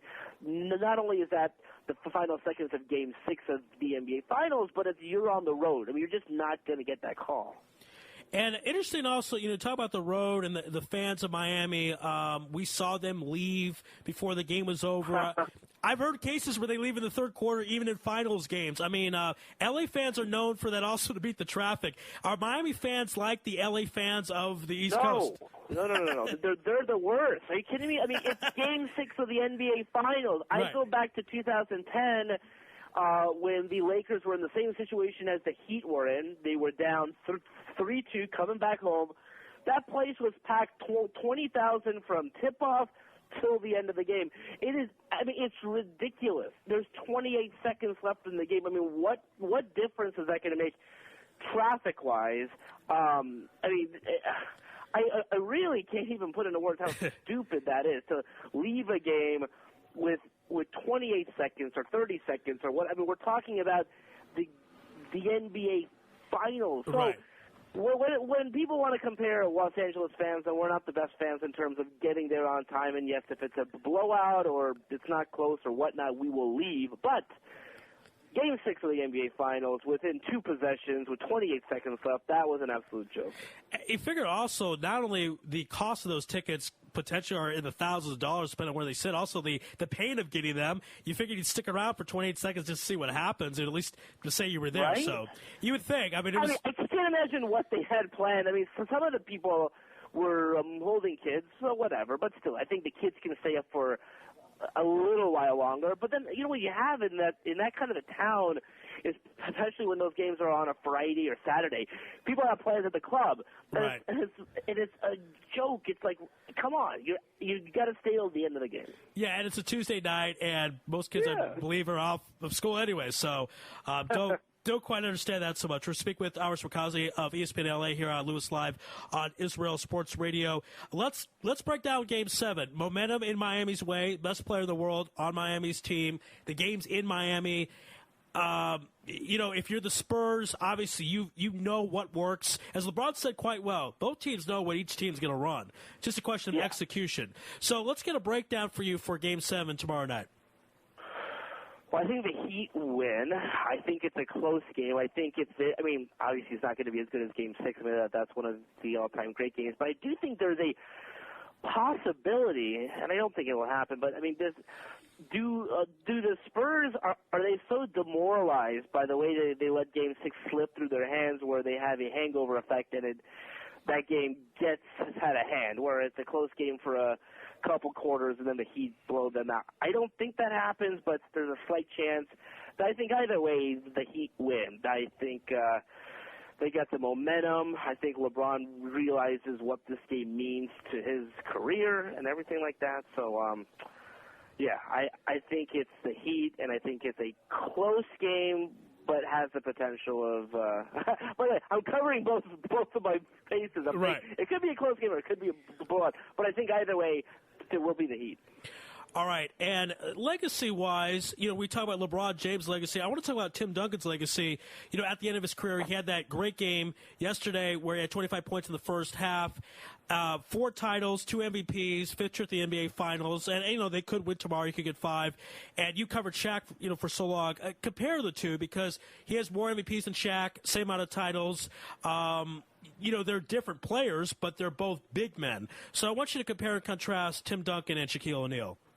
Well, I mean, the interesting thing there, I think Tim Duncan is going to go down as the best power forward of all time. When you talk about the greatest centers of all time, Shaq is in the conversation, but I don't put him in front of Bill Russell or Wilt or Kareem. So when you talk about, like, in all-time starting 5, Tim Duncan is in there, then Shaq is not. But Shaq was – and I do put – and especially when you compare the Lakers and the Spurs during this particular run that they've been on, I think it means something when you win 3 straight. And I think that continues the dominance that Shaq had in 2000, 2001, and 2002 is hard to top. But again, there is something to be said about the consistency of Tim Duncan, and plus the way he's been with one team his entire career. When I look back at Shaq's career, it's a little bit sad the way it kind of finished. I think if he had retired after they won the title with the Heat, I think it's a great career. But then when they look back on it and how he went to Phoenix and Cleveland and the Celtics, and it's like it seemed like he was grasping to try to get one more title. But no, I mean, two of the great players of all time. But when I look at their body of work, I'm going to have to put Tim Duncan slightly ahead of him. Wow, okay. And I think that's fairly said. Also, when you factor in, and again, Shaq is a likable guy, big personality, but Shaq many times came into camp out of shape and overweight and caused problems and didn't go along with teammates. Duncan, if he's caused problems, we've never known about in the media because they kept it quiet in the Spurs locker room, correct? Well, here's the thing. I think if Tim Duncan's personality was like Shaq's, and I think if Tim Duncan played in Los Angeles, this is not a surprising comment. I mean, I think you look at his body of work and you go, yeah, that's the greatest power forward of all time, one of the great players of all time, da-da-da-da. And on the flip side, I think if Shaq was quiet and was in San Antonio, I don't think it's surprising. But you're right. I think a lot of that plays into it, that it's just it's Shaq. It's one of the great kind of personalities of our time. And, you know, when Tim Duncan retires, I imagine he's going to, I don't know, live in Texas or move somewhere else, and we're not going to hear too much from him. Whereas Shaq will always be here. He's going to be in movies and do talk shows and things like that. So when we look at kind of their careers, clearly what Shaq does off the court will skew that a bit. But it's going to be hard to top Tim's. Yeah, I mean, Shaq has said some of the funniest things I've ever seen from an athlete, and there's no doubt about that. But you talk about play basketball correctly and winning titles and these type of things all around, I would give the edge to Duncan. Aarash, we'll leave you out with this question. You predict the Heat to win tomorrow. What I want to know is what will happen with the Spurs. Duncan and Ginobili, they could retire, they could not. Obviously, some of the players are going to want bigger contracts. What happens with the Spurs next season, next few seasons, and what will happen in San Antonio? Well, I think Ginobili's the one guy who could retire. My guess, though, is that they'll all come back. I mean, it's weird. You know, for the past 4 or 5 seasons, I've been saying that they're done. And right, that's me too. Yes. But my guess is, you know, when you get to Game 7 of the NBA Finals, and let's say they lose by a couple points, I mean, the feeling is like, let's come back. I mean, let's try to do this one more time. You know, going back to the Celtics, I think when they got to Game 7 of the Eastern Conference Finals, that was their sort of motivation to come back for one more run. So my guess is they'll all be back, but if one of them were to retire, I think it would be Ginobili. Yeah, it seems that feeling. It seems like kind of he's at the end. He's played a lot of basketball when you factor in the Olympics as well. And people forget he started his career not in the NBA, right, but back home in Argentina, yeah. So he's played for a long, long time, and he has a lot of wear and tear. So he could be in the end. Time will certainly tell. Aarash, thank you so much for being on Louis Live on Israel Sports Radio. Enjoy the game tomorrow night. Whoever wins, I'm sure it'll be a classic. It'll be a good one. Not as good as Game 6, but it will be up there. It'll certainly be worth watching. So, Aarash, thank you so much. My pleasure. Thanks for having me. All right, be well. Aarash Markazi here on Louis Live on Israel Sports Radio. Aarash, of course, from ESPN L.A., a very, very knowledgeable man about Lakers and the NBA in general. So we certainly appreciate Aarash's time. Folks, here's what we're going to do. We'll take a commercial break. We'll bring on our final guest of the evening, the play-by-play man for the Atlanta Hawks. He was very, very funny last time he was on with myself and Radio Mike, just talking about the Knicks and their non-performance against the Pacers, if you want to say it that way. This is Louis Live on IsraelSportsRadio.com. You're tuned in to the only all-sports talk network in the Middle East, IsraelSportsRadio.com. Hey folks, Kagan here. As you know, I'm always staying on top of the fitness world, keeping up with current trends. One form of exercise that's been around for ages and is currently being rediscovered is suspension bodyweight training. So if you're looking for a way to get in shape, improve your health, and train your body to move in new ways, then the X1 by Israel Gym Systems is for you. Find out more on our website at www.israelgym.com or look for our page on Facebook, Israel Gym Systems X1. Israel Gym X1. Higia Hazman. You're already using a credit card every day. Why not feel good every time you make a purchase? When using the HAS Advantage Support Israel Visa card, a percentage of each purchase you make will be donated to your choice of 24 Israeli-based charities, while still earning a reward point for every dollar spent. But wait, these rewards are even better than the standard rewards you get, especially when using them towards Israel travel, with the best conversion rate on El Al's Matmeed frequent flyer program. Earn double points at some of your favorite supermarkets and restaurants in the U.S., as well as discounts all over Israel. If you love traveling and supporting Israel, HAS Advantage is the card for you. Just give us a call toll-free at 1-866-6-ISRAEL. Sign up right now with the code ISR10 to earn 2,500 bonus points. That's 1-866-647-7235. HAS Advantage. Earn rewards. Support Israel. Offer valid for U.S. citizens only. Terms and conditions do apply. When dialing from within Israel, please dial 1-800-200-818. Israel Sports Dynamics specializes in football consulting, equipment, uniforms, and more. Great brands such as Nike, Russell Athletics, Schutt Sports Products, and many more. Just one call away. With over 30 years coaching experience with university and professional athletes, Terry Hill, owner of ISD, can advise you for all your sports needs. Call 054-581-3248. That's 054-581-3248, or visit our website at www.isdisrael.com. If that's not easy enough, click on the ISD banner on the Israel Sports Radio website and be part of the game. Are you tired of paying for expensive gym memberships that you don't use? Are you frustrated by not seeing results? It's time for the X1. Israel Gym Systems is proud to launch the X1 suspension and bodyweight training system. Lose weight, build muscle, improve balance, coordination, and flexibility.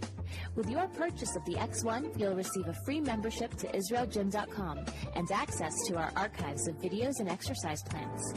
Sign up today at www.IsraelGym.com and get ready for the new you. Israel Gym X1. Higia Hazman. Broadcasting live from Israel. IsraelSportsRadio.com. Back here on Louis Live on Israel Sports Radio. Our thanks again to Aarash Markazi of ESPN L.A. Great stuff breaking down not only Game 7 of the NBA Finals, but the legacy of Tim Duncan. Tim Duncan's legacy is on the line as well. Of course, people talk about the fact of LeBron James' legacy. Where does he go if they lose tomorrow night? Well, where does Tim Duncan go if he wins? Title number 5, 2 MVPs, all NBA teams, all the NBA defensive teams.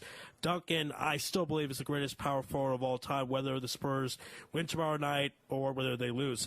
And we've had a great show up to this point. Of course, Amy Lawrence from CBS Sports Radio and Aarash Markazi from ESPN L.A. But on the line right now, this gentleman is the play-by-play man for the Atlanta Hawks. He's seen the Heat up close and personal throughout the regular season and see the Spurs a little bit as well. A pleasure to bring on Mr. Bob Rathbun. Bob, welcome back to Louis Live on Israel Sports Radio. Thank you. It's a pleasure to be with you. So much to get into. I got to talk about Game 6 with you. You've seen many great NBA games, obviously. Game 6, we're hearing one of the best NBA Finals games in history. I've talked about its comparison to Isaiah Thomas's performance in Game 6 in '88, Game 5 in 2005 with the Pistons and the San Antonio Spurs. Where does last night's game rank all time in your mind? Well, I'm not exactly sure the pecking order, but it's got to be one of the most memorable comebacks to keep a team alive. I think we've had so many great Game 7s in history, but in terms of staving off elimination, I think that one has to rate right at the top. I mean, that game was over, flat out over. If San Antonio can hit 2 free throws or get 1 rebound in the last minute of play, they're wearing a new ring today. But they didn't, and give Miami credit. They hit the shots they had to hit. They got the bounce of the ball they needed to get, and they lived to play another day. How surprised were you about that? We know San Antonio is disciplined. I mean, if they're one thing, that is what they are. They have Greg Popovich. We're used to seeing them making their free throws and getting the hustle plays, getting the rebounds. How surprising was it for you to see them miss free throws in the final minute and not get those boards that would have sealed the game? Very. Execution is what they hang their hat on. And to see it all fall apart like it did, people have said today, well, they should have had Duncan in the game and they should have had Parker in the game. The guys had to get some rest at some point. I mean, even with the rest, I thought they both looked spent at the end of regulation and to some degree in overtime. But to have it right in front of your fingertips that close, a team that prides itself on all the good things of execution offensively, defensively, hit your free throws, don't turn the ball over. San Antonio did exactly the opposite last night, and it may have cost them the chance at the championship. Now, let's go to the referees. It's been talked about if the game was poorly officiated or not, and the plays with Manu Ginobili towards the end of the game.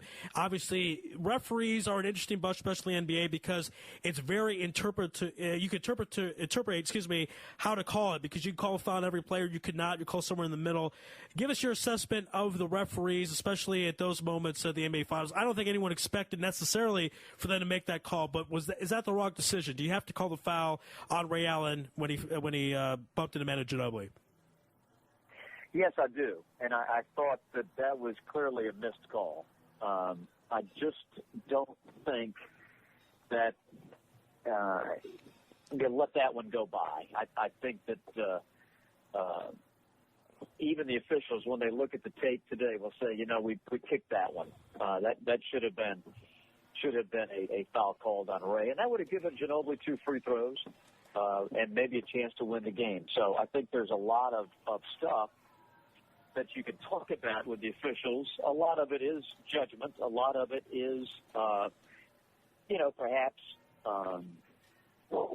shaded a little bit toward one team or the other. But that in my view was about the only call that I would say that they got wrong. I think they'd like to have that one back. And many times the other team or whatever team loses will blame the referees if the call goes together. That's obviously, but it's kind of a situation that this was something told me by a professor one time, that referees are like speeding tickets. You get the speeding ticket probably when you don't deserve it, but there are other times you deserved it and didn't get it. And he was the opinion that at the end of the day, it kind of evens out. That's not necessarily the fairest to say because they call in the fourth quarter. It's not necessarily the same in the first quarter because of momentum and so on. But with your opinion of all the games you watch and seen, do referee calls, bad calls, tend to even out, or are there times where clearly it's just not fair? There are just unfair calls to one team over the other? Oh, I think they even out. I think there are many more missed calls that are not called either, an offensive or defensive foul than missed calls that are called, if you know what I mean.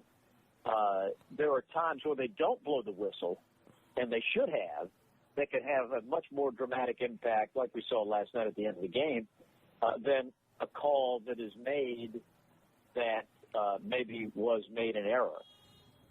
But the one thing about officials that you have to understand is that they don't want to mess up, and they want to get it right, and they don't want to be the deciding factor in the game.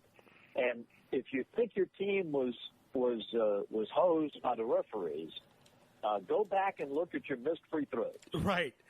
Well said. The officials do not shoot the free throws. Right. So, San Antonio missed 2 crucial free throws. The referees had nothing to do with that. The referees don't turn the ball over. So I think when you're in the game, you realize that unless it's at the buzzer, an official's call is not going to really determine the outcome of the game. San Antonio blew it last night. That's the only way you can describe it. I mean, they had it in their grasp and they let it get away. They couldn't get a key rebound. in the last minute. We talked about the free throws. The turnovers were horrendous. Ginobili, 8 turnovers? Really? That is so uncharacteristic. So, to me, it is a real stretch to blame the referees on the outcome of the game when they really did it to themselves. It is so well said about the free throw situation, the free throw analogy, because I'll say to fans, if fans complain about the referees, they'll say, well, your team missed 5 free throws. And they'll say, well, we don't expect them to be perfect. I go, you don't expect the referees to be perfect either. They're also human beings, just like the players. So don't expect perfection. If you have an open 15-foot foul shot with no one on you, you're a professional, and they need to make it at least 90% of the time or 80% of the time. Certainly can't miss 2 in the final minute. Let's go into Ray Allen's shot in particular. LeBron James misses that 3, and Chris Bosh gets a rebound, hits the Ray Allen. Ray Allen is certainly been one of the best clutch players of all time, top 20 scoring all time. Is this another feather in his cap if the Heat win tomorrow night, will we think of this shot when we think of the first thing about Ray Allen? Possibly. He's got such a track record before he got to Miami of great shots. The man is as prepared as any player I've ever witnessed in pro basketball.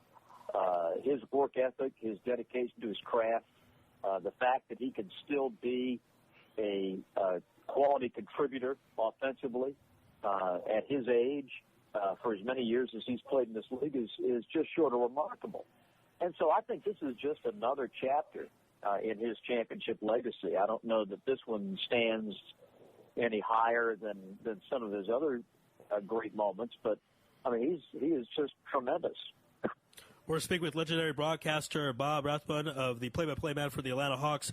Now, you've seen players come and go from the Hawks, and a lot of times players are talked about in trade talks and not trade and so on. How sweet do you think it is for Ray Allen that he was dangled by the Celtics for so long towards the end of his run there? He goes to the Heat and is playing in the NBA Finals. Is that a little something extra special for Ray Allen?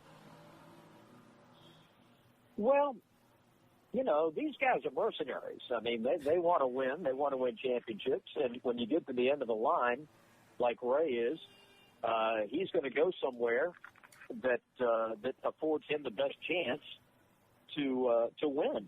The only guy that really took it personally was Kevin Garnett. Right. Refused to shake his hand. I think everybody else sort of understood that, this is what they do. And right. He won't be the last. I don't think anybody really gets, too upset about that. This is professional basketball, and that's what players do. You're going to try to enhance your earning power, and if you can do it with a chance to win a championship, everybody ought to go down and, sign up with the Heat, because that's going to, as long as LeBron's there, it's going to give you the best chance to win. Right, exactly. And it was a fascinating sequence to see when Ray Allen played against the Celtics for the first time, gets the hug from Doc Rivers and handshakes from his former teammates. Kevin Garnett refusing to even speak to him and acknowledge him, but we know KG is a very sensitive man, so could be part of that issue as well. Now, you analyzed so well why the Knicks were struggling against the Pacers. I want to get your analysis of the Heat were 44-3 in the regular season, and then the last 2 rounds, went to 7 games. What's the reason for that? What are the Spurs and the Pacers able to figure out or do with their personnel that the other teams in the NBA didn't have a chance against the Heat whatsoever?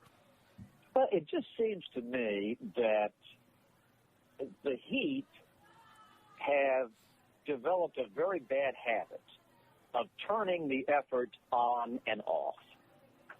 They play hard when their backs are against the wall and they had to win. And if they're not, then they didn't have that same intensity. And I can imagine that drives Coach Spoelstra and the staff crazy, because why wouldn't you just go play hard all the time?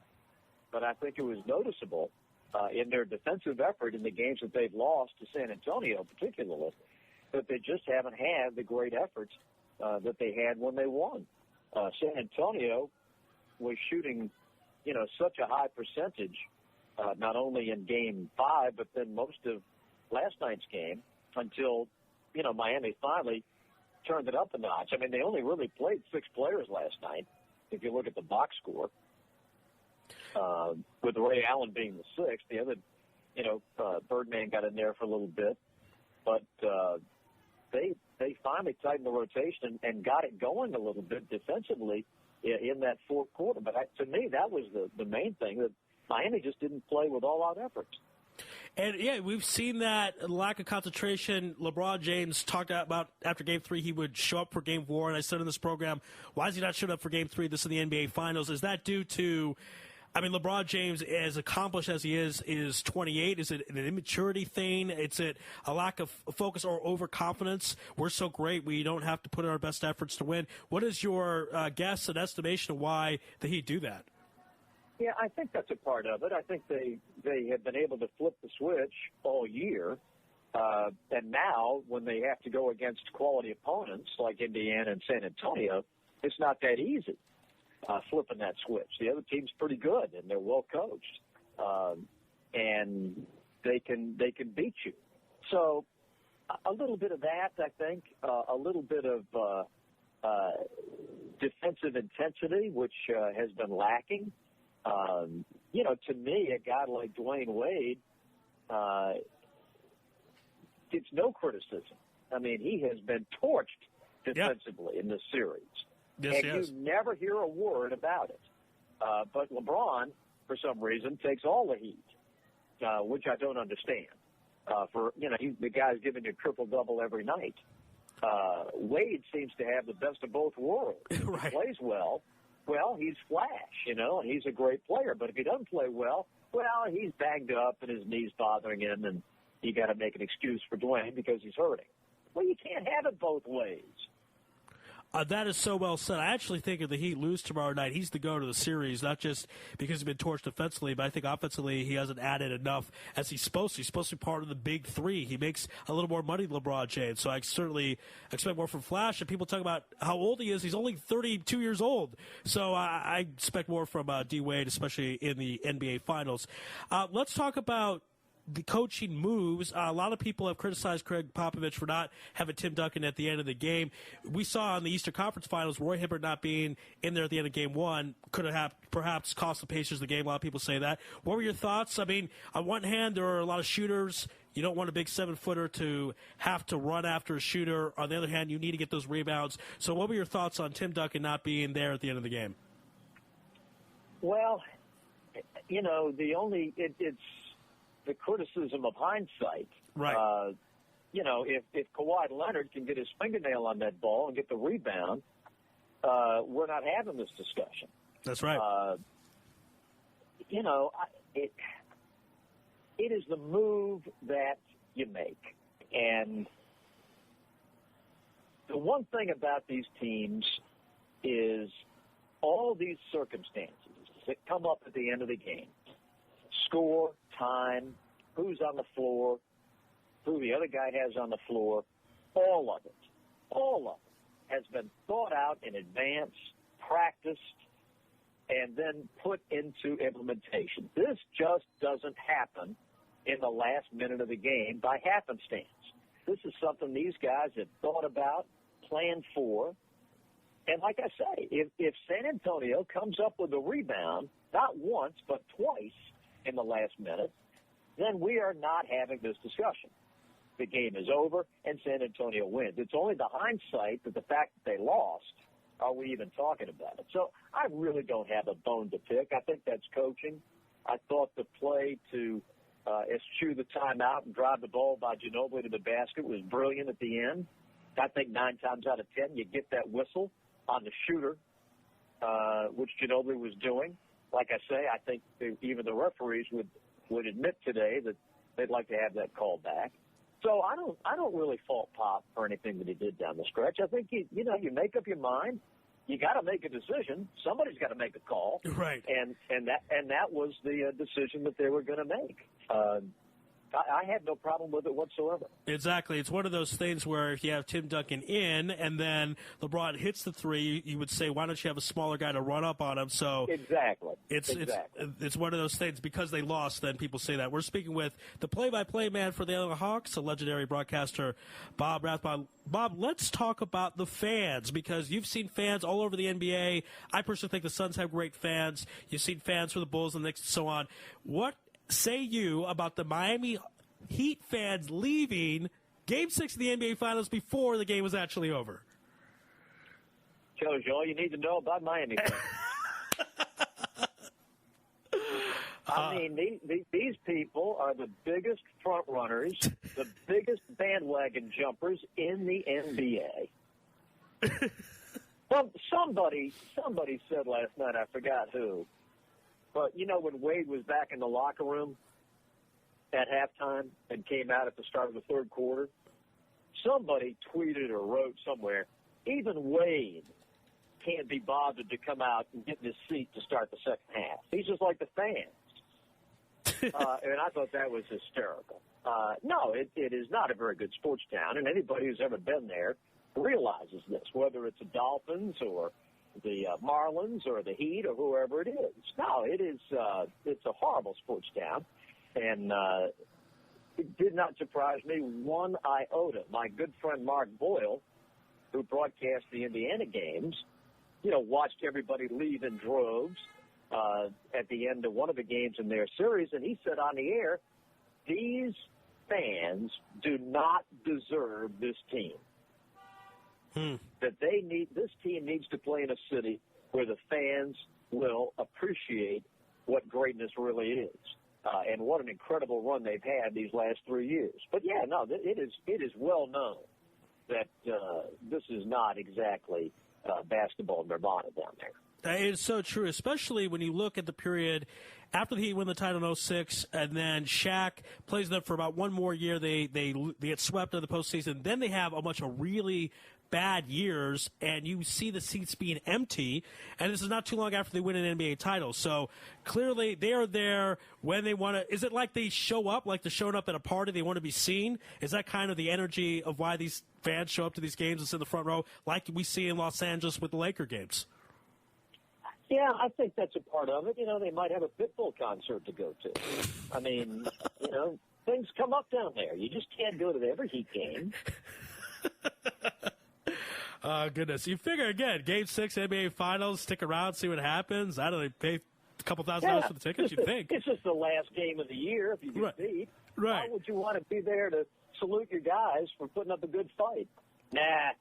We got to get over to South Beach. Right. Go to some club and beat the traffic. We got to get over the bridge. All right, let's get your prediction for Game 7, in particular, the breakdown of what needs to happen. LeBron said it very well. Both teams know what each team's going to run. It will come down to execution, obviously. But anything in particular you see from the series, if you're advising one of these ball clubs, that you would say, watch out for this, watch out for that, do this, etc. So give us your breakdown for Game 7. Well, I think that's exactly right. I mean, there are no secrets by now. Everybody has made every move that you're going to make. I think the two keys for San Antonio, and really for any team that's going to beat Miami, number one, you have to protect the basketball. You cannot turn the ball over, particularly live ball turnovers, and beat Miami, not in their building, because it gets the crowd revved up, it gets their running game going, and they're lethal. So protection of the basketball is key. And then I think for San Antonio, they have got to hit threes. They've got to be able to spread the floor, get some good looks, and knock them down. Danny Green came back to earth last night.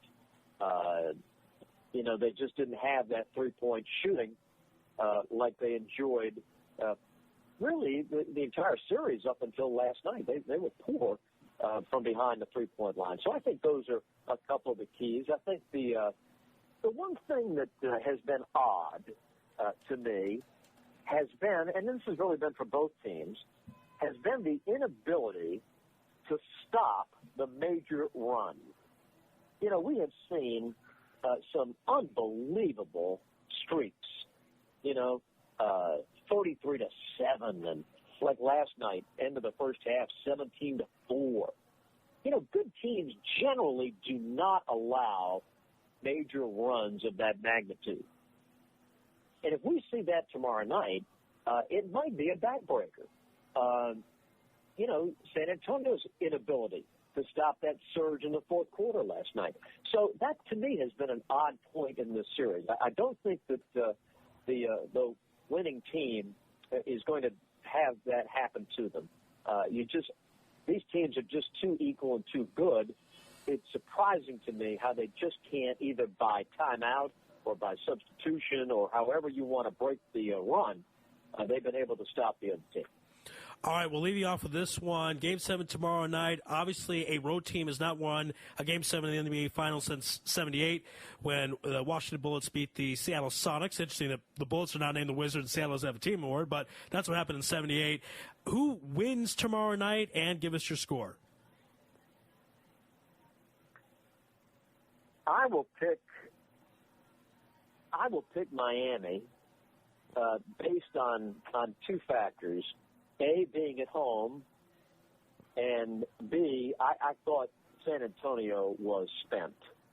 And I just don't know if you can, even a veteran team like San Antonio, veteran stars, can bounce back emotionally, spiritually, for losing the way that they lost last night. Maybe they can, but for those two factors, I will pick Miami. And I will pick Miami 92-88. 92-88, and I agree with you. Also, make my prediction right now in this segment. I like Miami to win. I'm going to have 195. I just think the Spurs, when you lose a game like that, I think it just crushes you, and I don't see them come back. You have the best player in the world. You have the game at home. Even though the fans certainly are the best fans in the world, still obviously an advantage.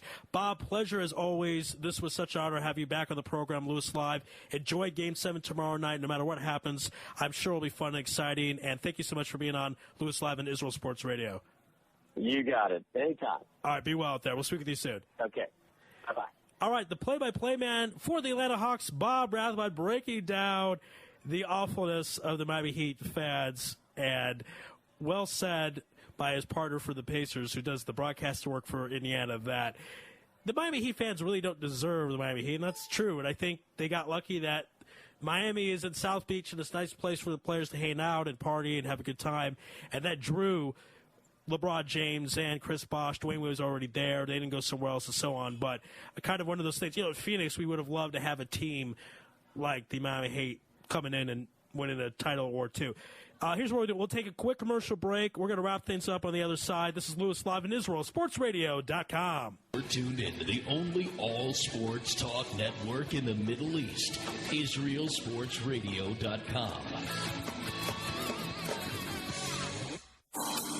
Hey folks, Kagan here. As you know, I'm always staying on top of the fitness world, keeping up with current trends. One form of exercise that's been around for ages and is currently being rediscovered is suspension bodyweight training.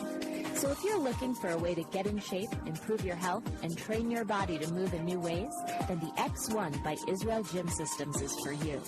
Find out more on our website at www.israelgym.com or look for our page on Facebook, Israel Gym Systems X1. Israel Gym X1. Higia Hazman.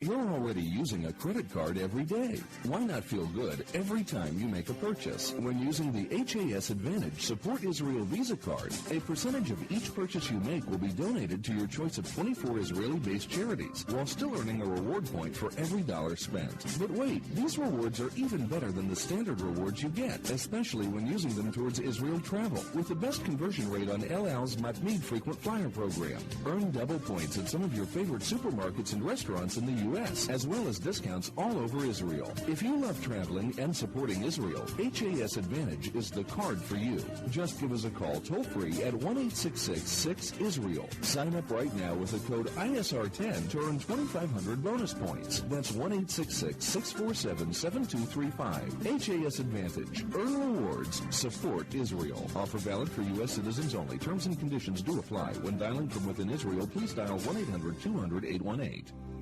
Israel Sports Dynamics specializes in football consulting, equipment, uniforms, and more. Great brands such as Nike, Russell Athletics, Schutt Sports Products, and many more. Just one call away. With over 30 years coaching experience with university and professional athletes, Terry Hill, owner of ISD, can advise you for all your sports needs. Call 054-581-3248. That's 054-581-3248, or visit our website at www.isdisrael.com. If that's not easy enough, click on the ISD banner on the Israel Sports Radio website and be part of the game. Are you tired of paying for expensive gym memberships that you don't use? Are you frustrated by not seeing results? It's time for the X1. Israel Gym Systems is proud to launch the X1 suspension and bodyweight training system.